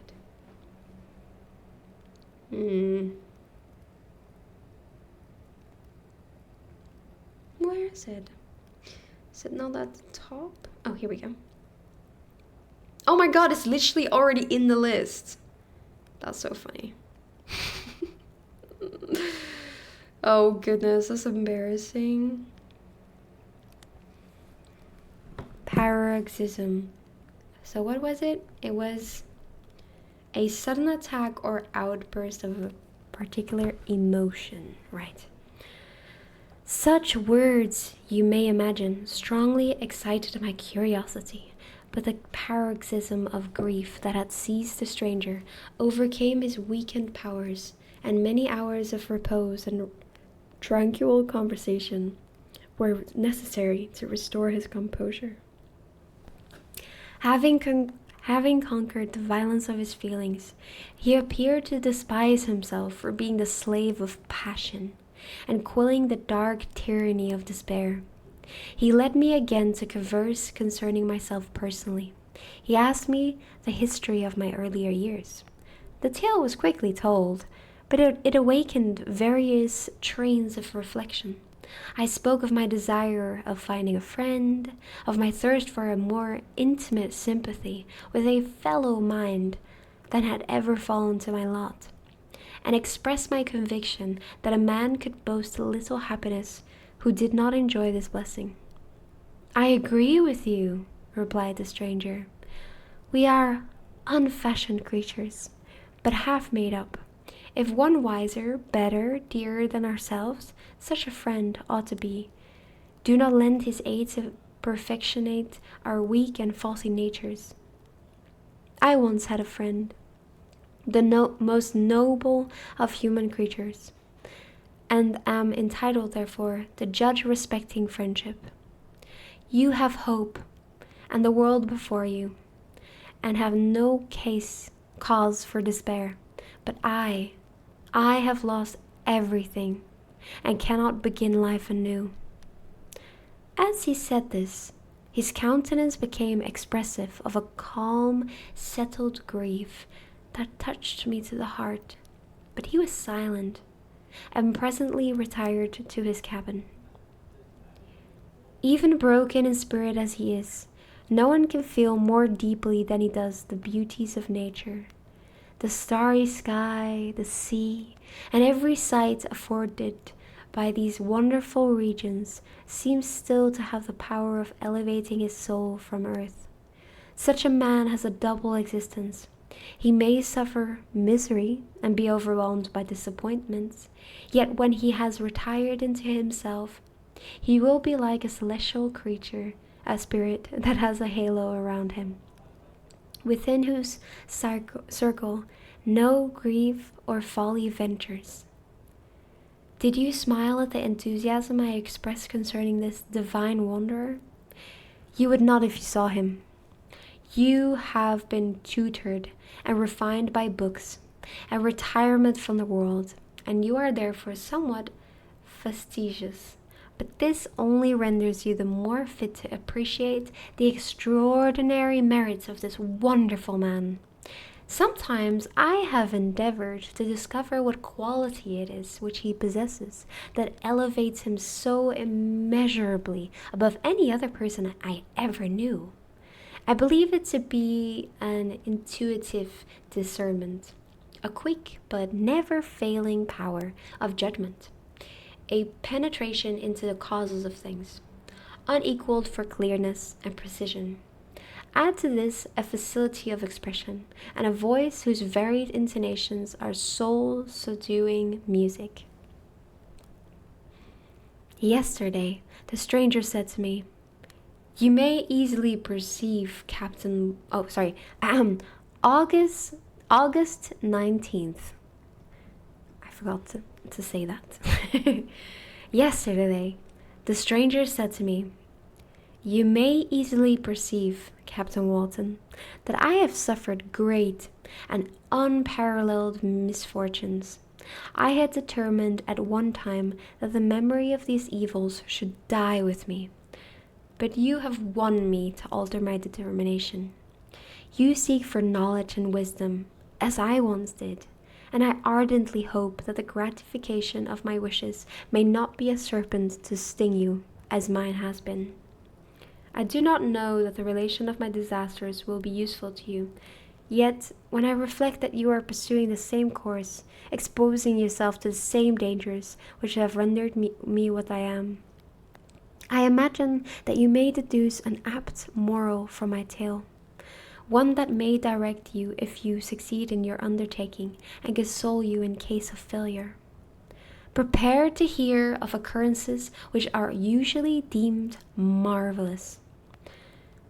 Were we among the tamer scenes of nature, I might fear to encounter your unbelief, perhaps your ridicule, but many things will appear possible in these wild and mysterious regions, which would provoke the laughter of those unacquainted with the ever-varied powers of nature.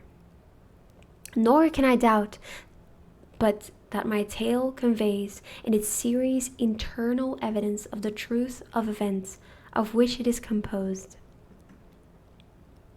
You may easily imagine that I was much gratified by the offered communication, yet I could not endure that he should renew his grief by a recital of his misfortunes.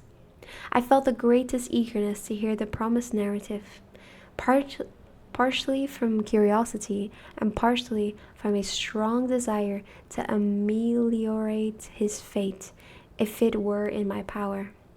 I expressed these feelings in my answer. "I thank you," he replied, "for your sympathy. But it is useless.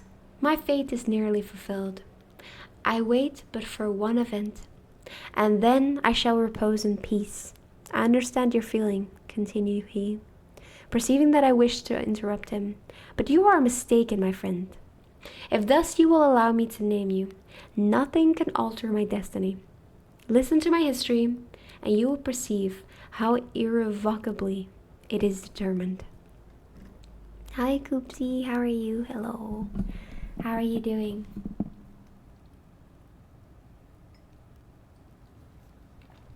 Goodness. I'm starting to think that if I do these reading streams more, I think I'd like to do only 2 hours of reading. Not because I don't enjoy it, but every time I've done this, after 2 hours or something, I can feel my voice going funky, you know? Which is really weird because usually I talk loads. But there's just something different about continuously speaking, I suppose. So maybe I should do 2 hours instead. And then some gaming or something? I don't know. Yes, I will have a further think about this. But yeah, I hope everyone's doing well. I hope you're taking care of yourself.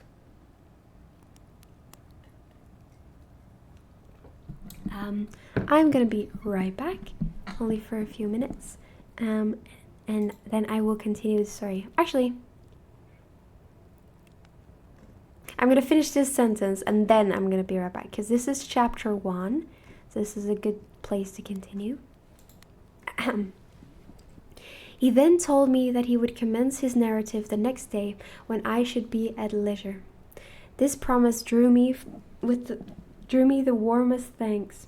I have resolved every night, when I am not imperatively occupied by my duties, to record, as nearly as possible in his own words, what he has related during the day.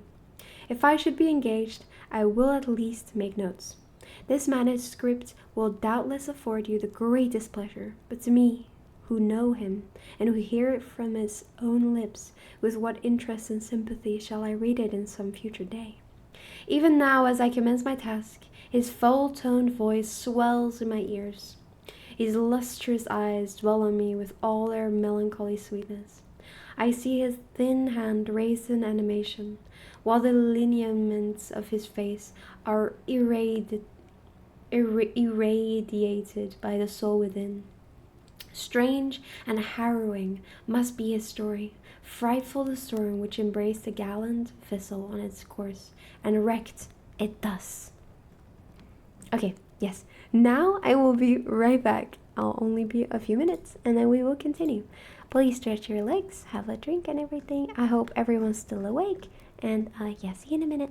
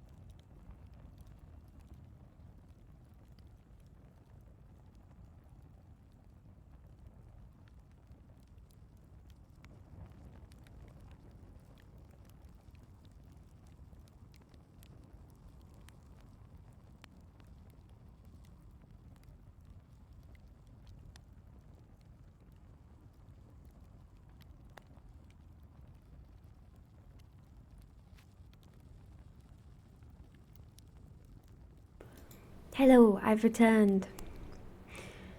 Right, let's continue. Also, small intervention. I watched a VOD of myself recently, and there's actually a lot of background noise going on, so I'm so sorry. I think you guys told me when I first moved here there was like some sound going on, but it sounds so bad. I'm so sorry. I'm really gonna have to find a solution for that. Maybe I'll like play around with some like filters or something. I'll figure something out. But yeah, sorry about that. Hopefully I can, especially if I'm gonna, be doing reading streams. I think it's important that, because it's so much quieter when I'm just reading, so I feel like it's very much more noticeable, and I don't want it to be, so I will look into that, yes. Let us continue. Chapter 1. I am by birth a Genovese, and my family is one of the most distinguished of that republic. My ancestors had been for many years counselors and civics, and my father had filled several public situations with honor and reputation.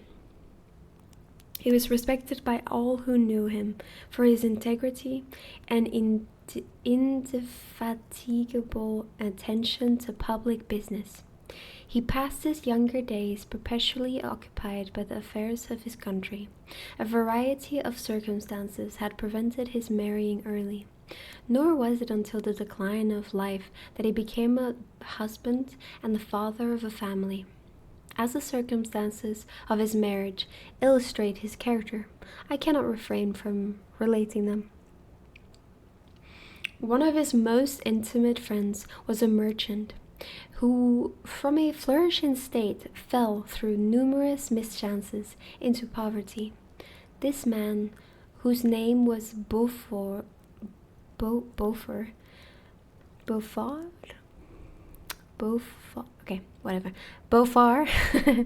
was of a proud and unbending disposition, and could not bear to live in poverty and oblivion in the same country where he had formerly been distinguished for his rank and magnificence.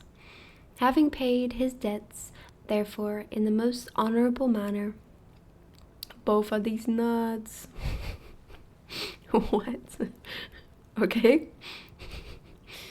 Having paid his debts, therefore, in the most honorable manner, he retreated with his daughter to the town of Lucerne, where he lived unknown and in wretchedness. My father loved Beaufort with the truest friendship, and was deeply grieved by his retreat in these unfortunate circumstances. He bitterly deplored the false pride which led his friend to a conduct so little worthy of the affection that united them. He lost no time in endeavoring to seek him out, with the hope of persuading him to begin the world again through his credit and assistance. Beaufort had taken effectual measures to conceal himself, and it was 10 months. His name, Beaufort. Well, that's not his name. His name is Beaufort. Beaufort. Beaufort.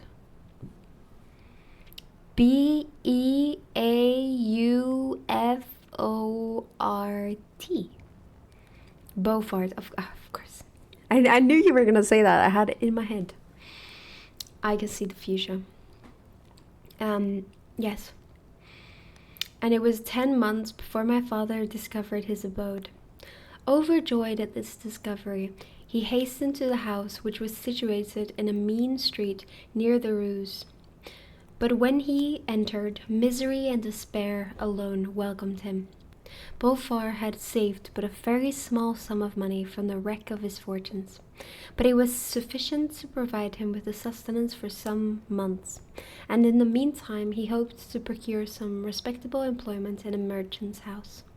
The interval was consequently spent in inaction. His grief only became more deep and rankling when he had leisure for reflection.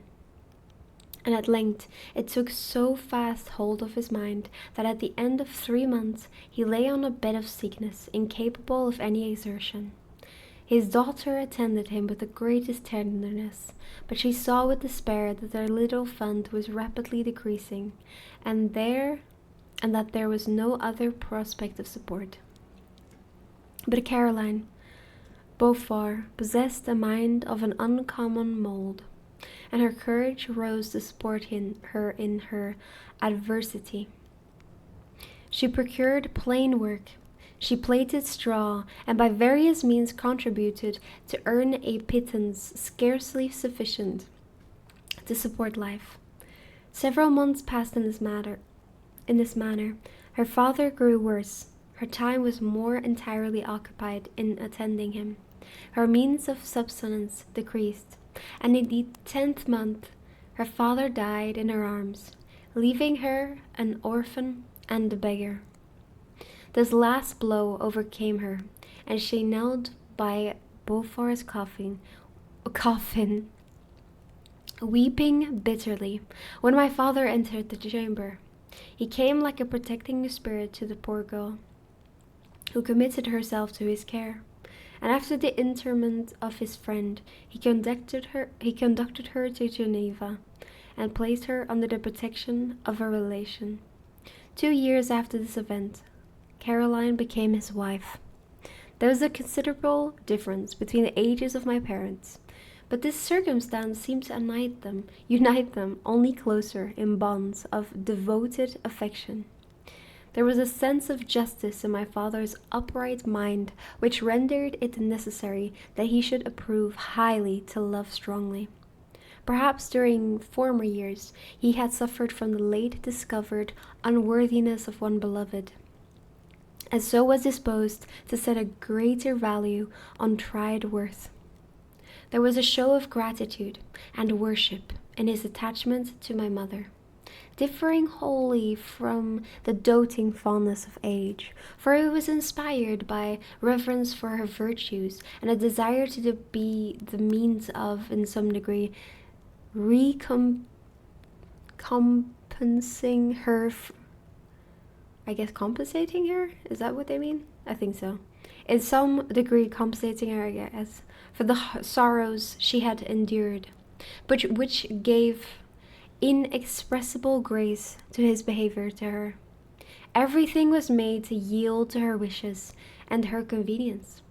He strove to shelter her, as a fair exotic is sheltered by the gardener, from every rougher wind, and to surround her with all that could tend to excite pleasurable emotion in her soft and benevolent mind.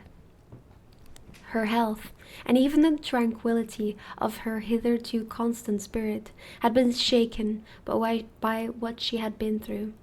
During the 2 years that had elapsed previous to their marriage, my father had gradually relinquished all his public functions, and immediately after their union they sought the pleasant climate of Italy, and a change of scene and interest attendant on a tour through that land of wonders as a restorative for her weakened frame.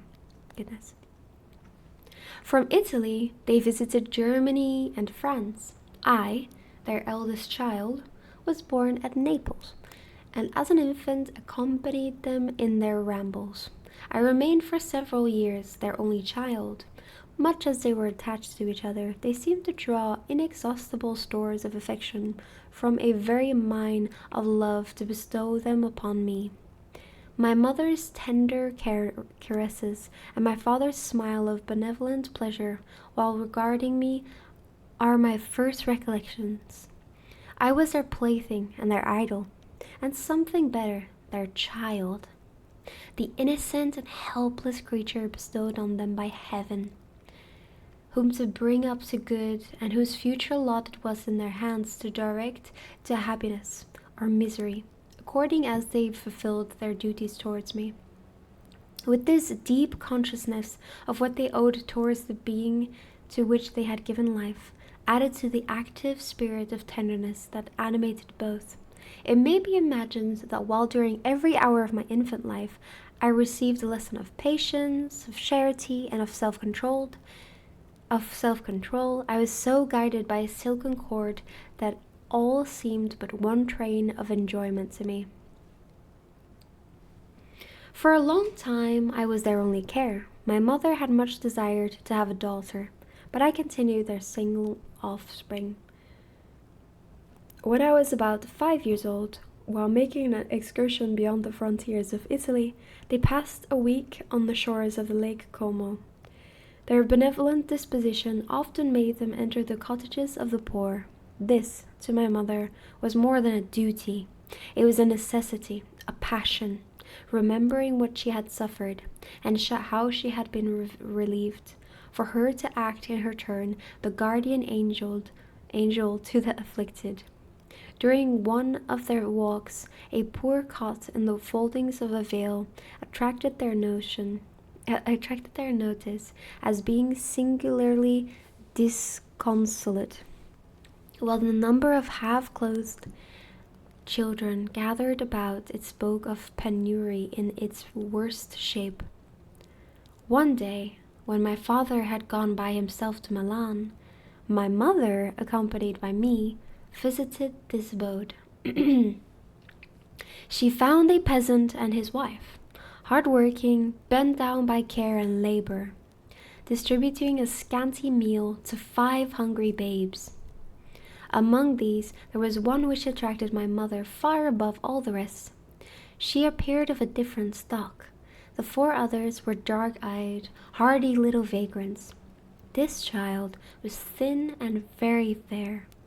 Her hair was the brightest living gold, and despite the poverty of her clothing, seemed to set a crown of distinction on her head. Her brow was clear and ample, her blue eyes cloudless, and her lips and the molding of her face so expressive of sensibility and sweetness that none could behold her without looking on her as of a distinct species, a being heaven-sent and bearing a celestial stamp in all her features. Hi, Ziki. Thank you for the hydrate. How have you been? It's been ages.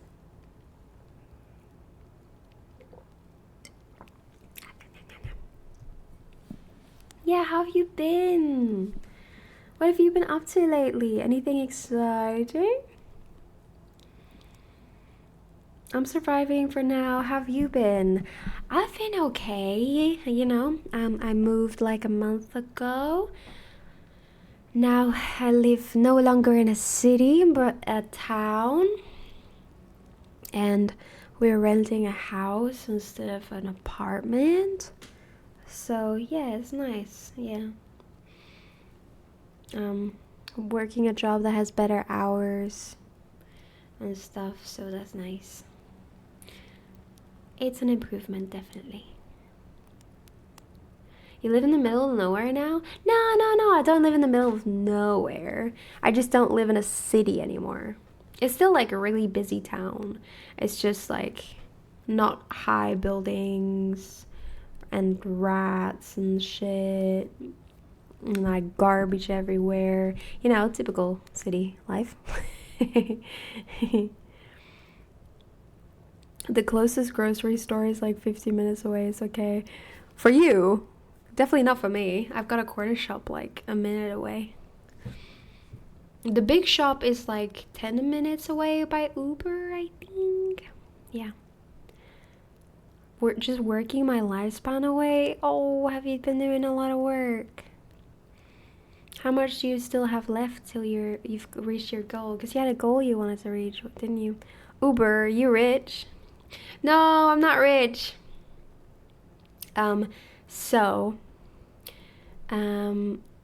We only go once a week, and we do like a huge, shop. And we could take the bus, but first of all, Goopsie hates buses. So that's already a no-no. But also, when you look at it in like total, it's kind of the same price. Because it would be £3, I think, per person to go there. So that would be £6 there and then £6 back. And a Uber is £6 there, £6 back, so it's the same thing. So it's kind of, it's not really, it's not much of a difference. So might as well just take the Uber, right? And it's only once a week because we do a huge shop. It's just because like we go to a Tesco that has like everything. So we just go there, buy everything we need for the week, and if we like need something small, we'll just go to the corner shop. So that's the plan. I'm getting there, just walking my puppy on 4th. Oh, how's your puppy? How's your puppy doing? So how much free time do you get? How many hours do you work a day? I hope it's not too much. You gotta take care of it. I know you want to reach your goal, but you know, you need to take care of your mental health. Otherwise you're gonna, you know, get a burnout. I know lots of people that got burnouts. It's terrible, you know? Completely fucks you up. Being bad. Yeah, I mean, he is a puppy. Puppies are, you can't control them. They'll just do what they want to do. But now he's smart, that's good. I only work 12 to 16 hours. Only? That is insane. Oh God, I feel so bad for you. When I worked a 12-hour shift, that was only like once or twice a week sometimes. I was dead, man. How can you do that every day? Goodness. Well, you better get enough sleep and eat enough. I can't wait till he's 2 years old. What is that, when they stop misbehaving? With enough sleep and good foods. Okay, that's good, that's good. That's the main thing now, when you to take care of. And also relaxing, you know, for your mentals. You played any good games recently?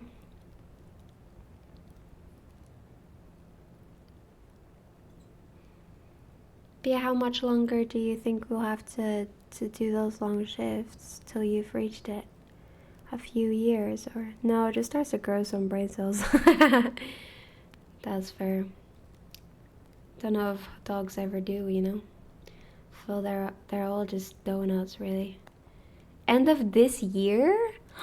Really? Oh, that's great! Or maybe February? That's still like so close. Oh, you got this! You got this! I'm ready for you! I'm ready for you! That's so close. Oh, that's really good. I'm glad.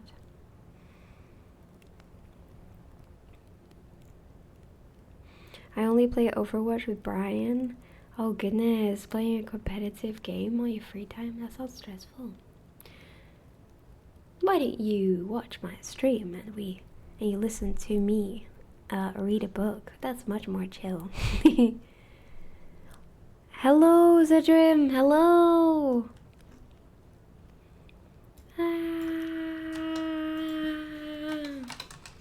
Let me give you a shout out. Hello. How are you today, Zedrin? Hello. Thank you for the follow, Wolf. Thank you, thank you. Dad jail.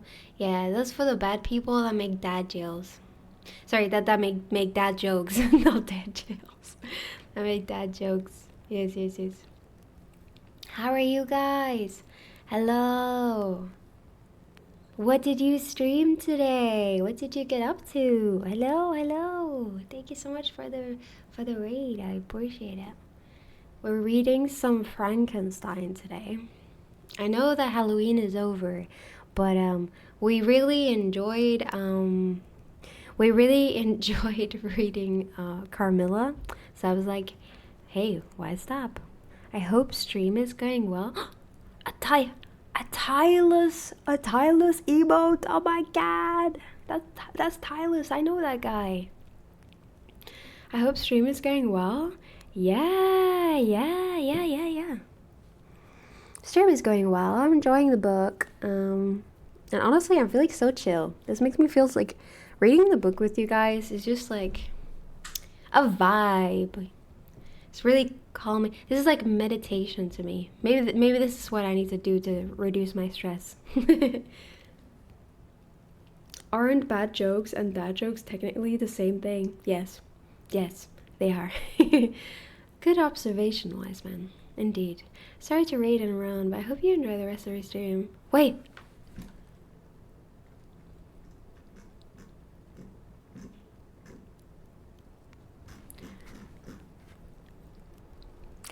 Oh, sorry. I thought I gave the shout out to the wrong person for a second there. That's okay. Don't worry about it. Hey, you go rest. You know, you go chill out. It's all good. Tidrim, if you want to go, you know, if you need to chill out after your stream, please do. Please do. You know, take care of yourself. Get out of your chair right now. I don't mind. Thank you so much for rating me again. I would argue dad jokes are fun, but there are bad dad jokes. I would say dad jokes are like really silly and like really bad, and that's what makes them funny, you know? Also, hi Natsu, hello, how are you today? How's your Sunday going? You having a good Sunday? Did you get up to anything exciting? I, for one, went grocery shopping. I did a clean of the house. I bought a fern. I bought a cake. Only ate half of it. Drank a coffee. And then did some Elder Scroll research, which I think is pretty productive. I mean, come on people, come on. But yeah, give me cake and coffee. I could do you one better. What about coffee cake? All in one. I mean, I slept, so that's always fun.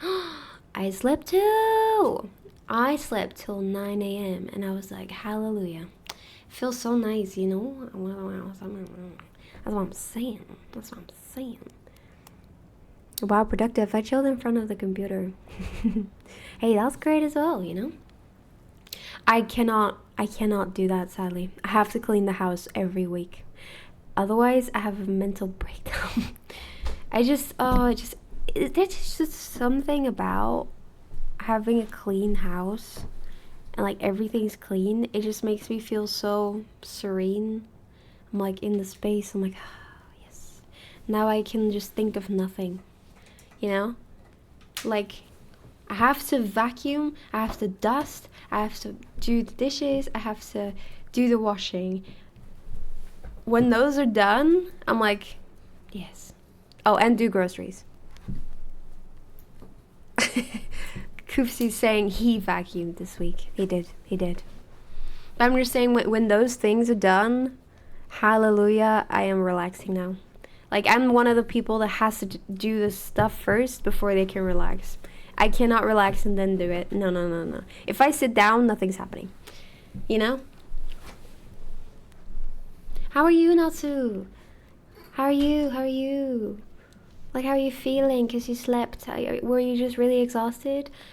I made coffee cake and coffee. Oh, both? Ooh. Fancy. Okay, why not? I've never had both. Oh, have I? I think I might have, actually. Putting anything but coffee in coffee ruins it. That's not true. I love my coffee as a latte. And if I'm feeling fancy, I'll either add cinnamon or hazelnut syrup. Hazelnut syrup. Oh. Amazing. I think that's probably the only syrup I add. It's just so good. So nice. But only if I'm feeling fancy. Otherwise, it's honey. 9 a.m. I won't say anything when I woke up. No, don't worry. Listen.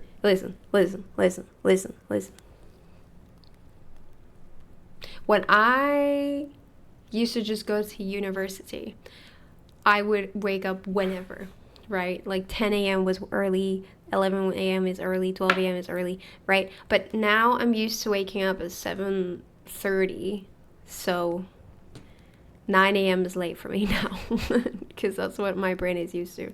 But I mean, like I said, it depends on your schedule. If you're used to waking up early, that is like late, you know? You know what I mean? Clean house is clean mind. Exactly. 2:30 p.m. here. Lol, been chilling in Minecraft with Soy and friend. Oh, really? That's so nice. What have you been doing in Minecraft? I hope not blowing up my house. Grr. I don't hold grudges, guys. I don't hold grudges. Very valid. First clean, then relax. It is just the truth. That's the way to live. Never clean, never relax. No.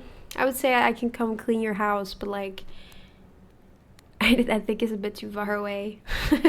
Like, I'm serious. I actually wouldn't mind doing that if you like, you know, reward me with a cake.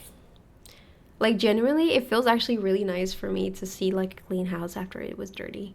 It's just a satisfying thing about it. It's like, I did that. Yeah. Like, before and after pictures, I have to say that's like a drug to me. Like, that's amazing. I like love watching shows where they like transform a house. It's like, yes. That like just scratches that itch, you know what I mean? Maybe I'm addicted to cleaning. Interesting. To be fair, I made coffee flavored milk the other day with a bit of vanilla sugar and it was good. Stop calling it that! It's a coffee! I'm sleeping a lot since it's hibernation season. Hellhounds sleep when it's cold outside. That's fair. Like, your fire is probably diminishing a bit. You know, gotta keep inside, gotta keep warm. Coffee is great to mix with things. Coffee muffins or coffee cake is great. I've never had coffee muffins. I don't think I've ever seen that anywhere. Coffee cake, loads, but coffee cake and walnuts. Oh, yes, yes, yes! I wake up at 2 a.m. Yeah, but when do you go to work? Get back to work, hellhound. I can't do another 4 months of winter. Sorry, I'm afraid that's the reality of things. Say, I've been not blowing up your house. Cool. That's really nice. Actually, if I could trade cooking and baking for cleaning, I'd take that deal 100% of the time. Dude, that'd be so fun. I wish you'd like live close by it. That could be like my social time, you know? I clean, we talk, you made me cake. Perfect. Yeah. Like, honestly, oh my god, actually, I did that for my sisters. Like,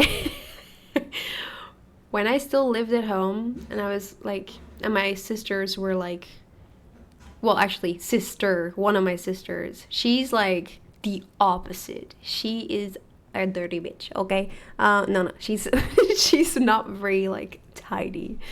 So I would like, when she's not at home, I would like go in her room to like vacuum and like, you know, fold everything, because it would bother me so much. Oh my god, I would walk past her room and I'd be like, don't do it, don't do it, don't do it, don't do it. And then as soon as she's gone, I just do it. I can't. No, it was literally coffee flavored milk. I heated up a cup of milk and added instant coffee and vanilla sugar to it. But it's got instant coffee in it. That's coffee. What do you mean? In fact, I think I'm gonna do that right now. It's really late. What? You'd get fat. I would get fat.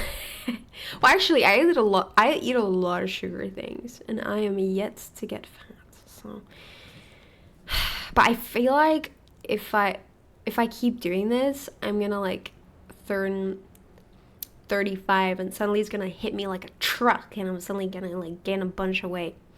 I can already like see it happening. Like, ever since I moved out from my parents' house, I indulge in so much. I've never had this much freedom, and it's like hard to like control, you know?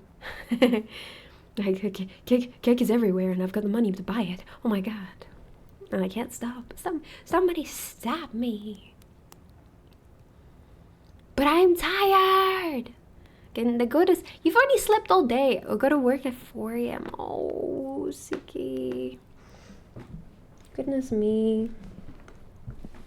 Well, hopefully by the end of the year, you get to go away from that job and you get to be a human being again. I just numb and sleep. Isn't that the way? I can't sleep. Oh, little Osho, it's okay. You got this.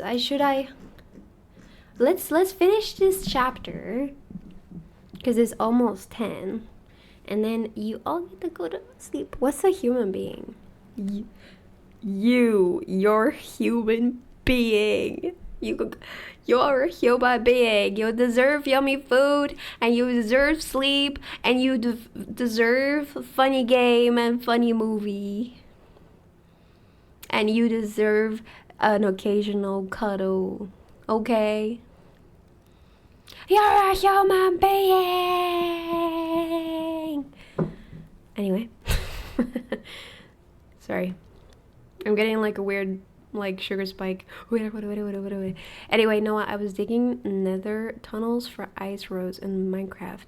I want to build infrastructure so people can live wherever they want on the server and have easy travel. Okay, important question. Is it gonna be ugly or is it gonna be aesthetically pleasing? That's my citizen question. My mind is beeping me again. It's okay, I'll distract you with this story. Ha ha ha ha. Yep. I'm funny occasionally. Sometimes. Anyway, you're distracting me right now. I need to finish my mission. And my voice is going, so I need to... okay. The peasant... Oh my god, my voice. No!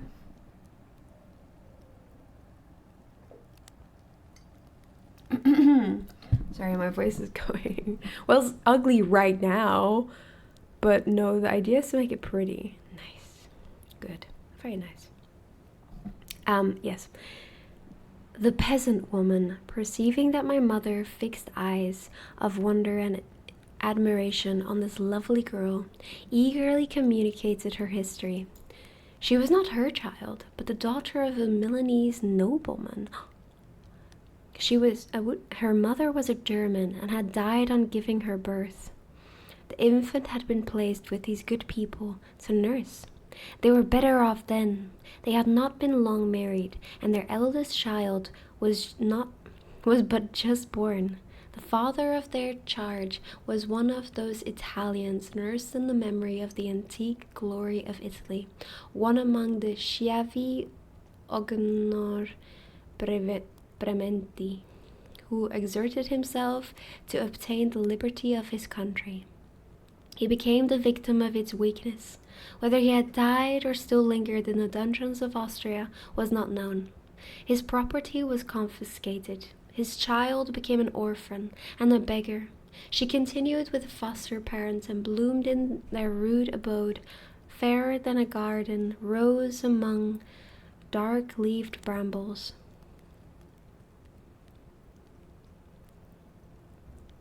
But Noah, you yap for 4 hours every stream. Your reading voice is wrong. What do you mean my reading voice is wrong? What does that mean, When my father returned from Milan, he found playing with me in the hall of our villa a child fairer than pictured cherub, a creature who seemed to shed radiance from her looks, and whose form and motions were lighter than the chamois of the hills. The apparition was soon explained. With his permission, my mother prevailed on her rustic guardians to shield their charge to her. They were fond of the sweet orphan. Her presence had seemed a blessing to them, but it would be unfair to her to keep her in poverty and want when Providence afforded her such powerful protection. They consulted their village priest, and the result was that Elizabeth Lavenza became the inmate of my parents' house. My more than sister, the beautiful and adored companion of all my occupations and my pleasures. Everyone loved Elizabeth. The passionate and almost reverential attachment with which all regarded her became, While I shared it, my pride and my delight, on the evening previous to her being brought to my home, my mother had said playfully, "I have a pretty present for my Victor. Tomorrow he shall have it."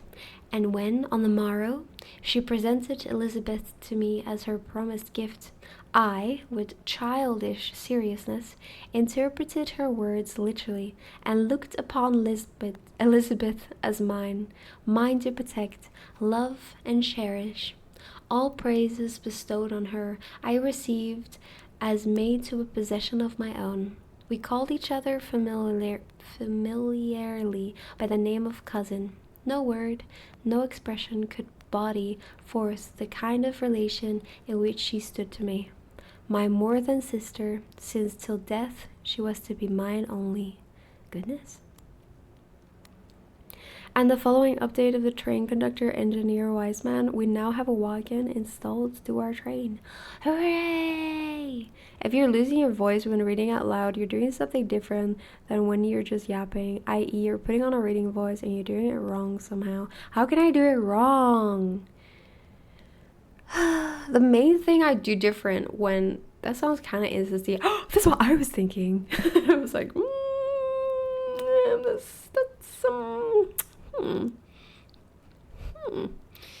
yeah. Why is every book we read incest? Why? What is the obsession? Why are you always reading incest books? That's literally what I was just not on purpose. Obviously, I don't know what's in these books. But yeah, I'm putting on a voice kind of because I'm like concentrating on pronouncing everything correctly, but also at the same time I'm trying to be like quieter than I'm usually am, and so I am putting on a voice it's still my voice, it's just more like calm, and I'm trying to pronounce everything correctly, so I am putting more strain and effort on my voice, I suppose. But yeah, I don't know, it's like, I don't know, last time when I was sick, that was really hard because my voice was like basically gone at the end. But I don't know.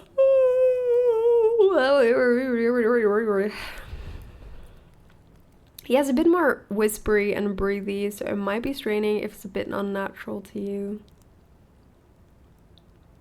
Is it breathy? Wait, you can hear me breathe? That's gross. I'm so sorry. I'll stop breathing. I'm sorry. Well, people are suggesting her what to read, so she has no idea about the content.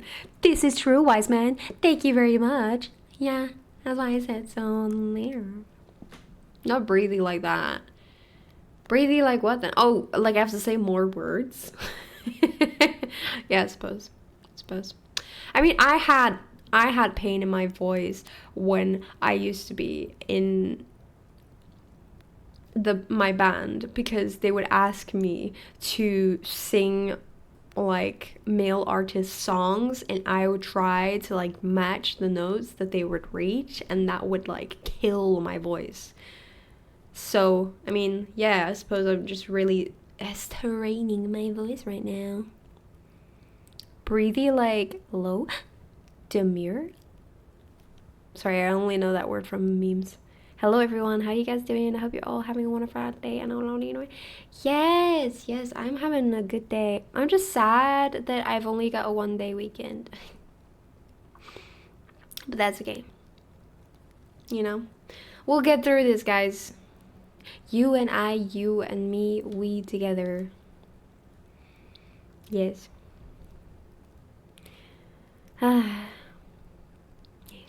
But yes, we didn't read very much today, I'm gonna be honest. I feel like a lot of today was talking.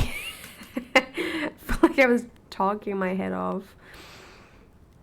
Like, if someone's gonna watch the VOD, all they're gonna see is me like, okay, anyway, let's read, and then like one like paragraph, and then I feel like I was old.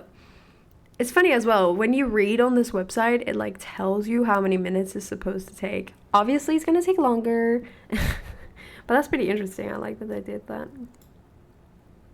1797. Also, did people know that the middle name of Mary is Wollstonecraft? Or is that not her middle name? Like, that's what he looks like. Mary Wollstonecraft Shelley. I never knew. Oh no, Pernilla, I hope you're doing well. I'm okay. Honestly, I'm okay. I was just really, really tired yesterday, but I slept in today, so I feel so much better. Like, I feel properly well rested today. Just, yes, oh, I was just so out of it yesterday. So I'm very happy that I got my rest today, and then tomorrow we've got work, but it'll be fine. It'll be fine. I did before, but I wouldn't say it's a fact I think about every day. No, I obviously I'm not gonna think about it every day. It's just like, I'm surprised. I didn't know that.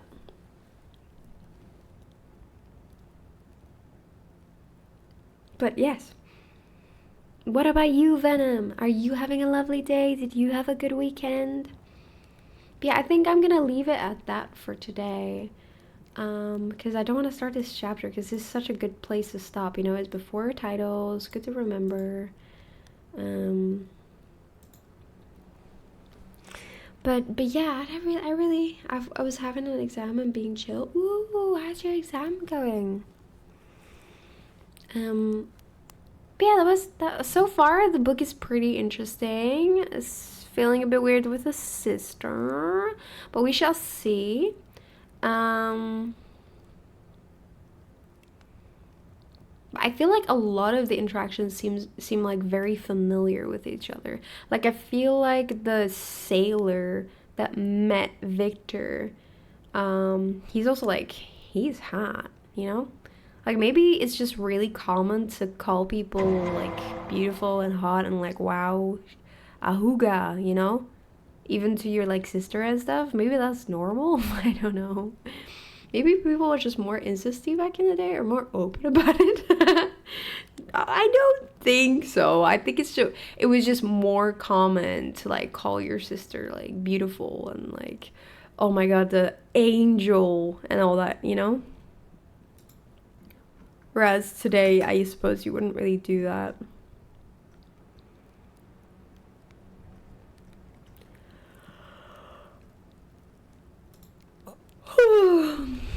Sorry, that was not a burp. I was yawning. She's letting you know, I don't burp. I don't do that.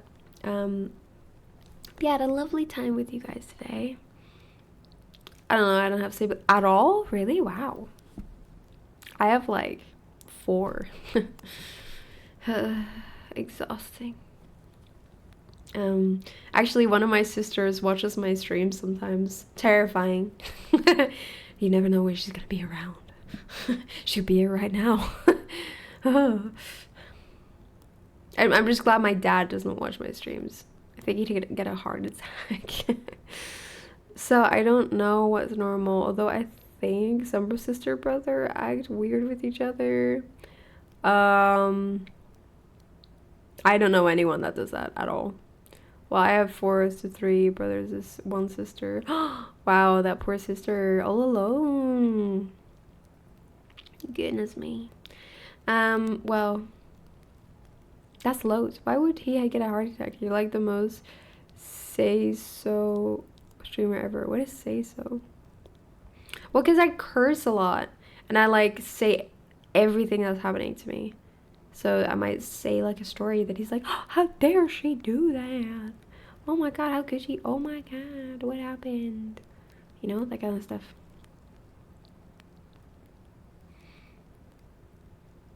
Yeah, that's why she's a queen and a bullier. Oh, I see, of course. She's a spoiled brat. Yes, that makes sense. It all makes sense.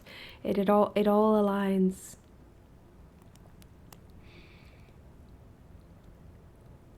I think it's mainly like my dad doesn't really understand online things like at all, because I mean he's old, so that makes sense. He's like 60. Oh, ancient.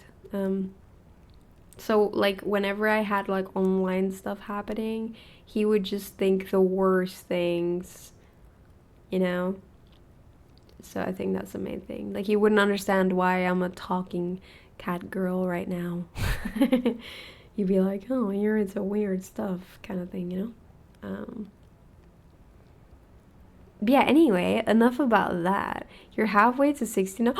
No, I'm not! Oh my god, don't say that! No! But sometimes she acts like a cat when she needs something. You can break her heart, so you don't have choice. You have to do what she wants. Damn. He's right. VTubers are weird. I'm not weird. I'm a normal person. But aim and Grand Noah. No, I'm not old. Don't say that. No, I'm not halfway 60. I'm not gonna get this out of my mind now that I'm almost halfway 60. That's terrifying.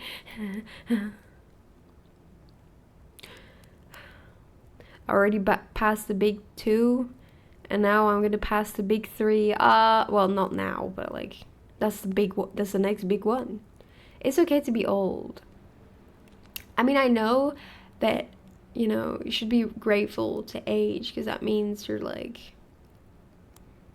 living, and living is cool. But God, you know, sometimes God, pros and cons, you know, pros and cons. There's like new pains and things that you have to deal with. I'm not even old, but I'm old enough to experience the suck. The suck. This is what I'm saying. Will you see my age? If you see my face, you think I'm 30. I'm sure I wouldn't. I'm sure I wouldn't.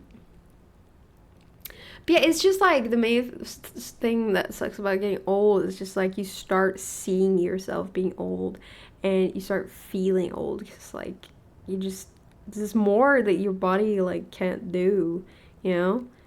Or like random pains that you suddenly get for like no reason.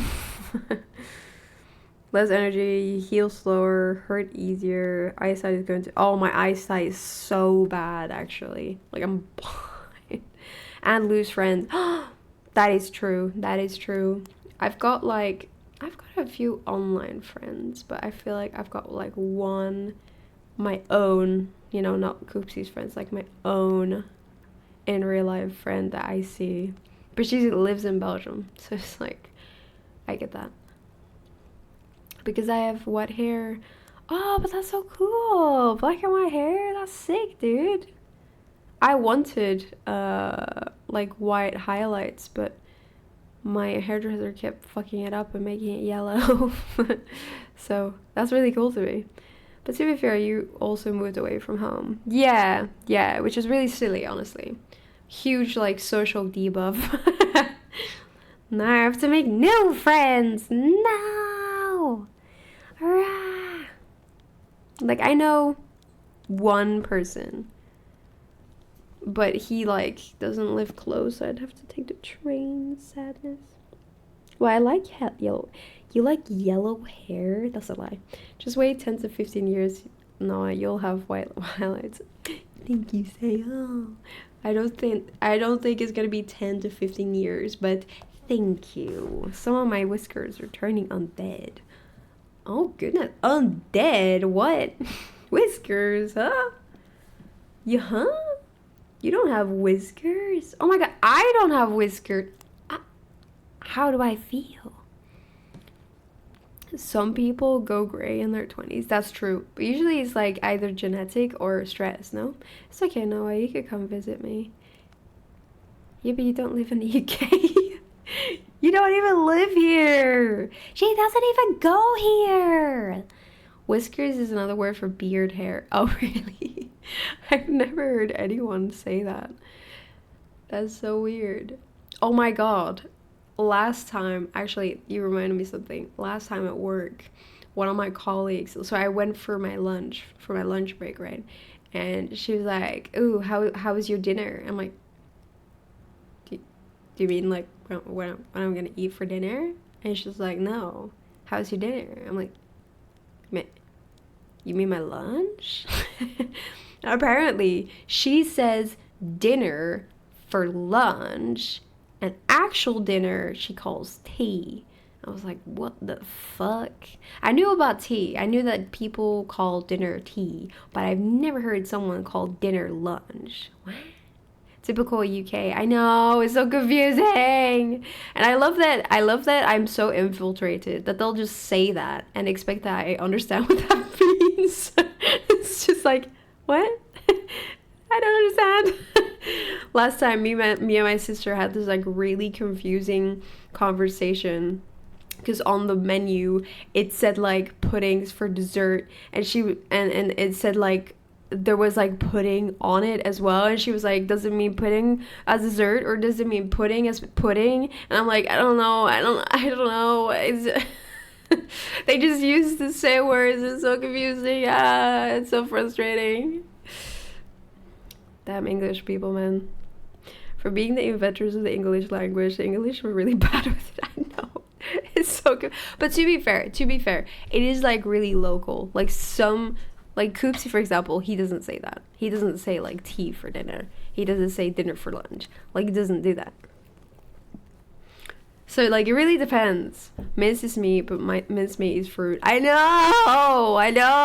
I remember first time going to the UK, buying a like mince pie. Thinking, whoa, he's gonna have mince meat, and then it was like sweet. I'm like, what? It doesn't make any sense. Make any sense. Sweet bread is bread, and sweet bread is meat. Wait, sweet. What?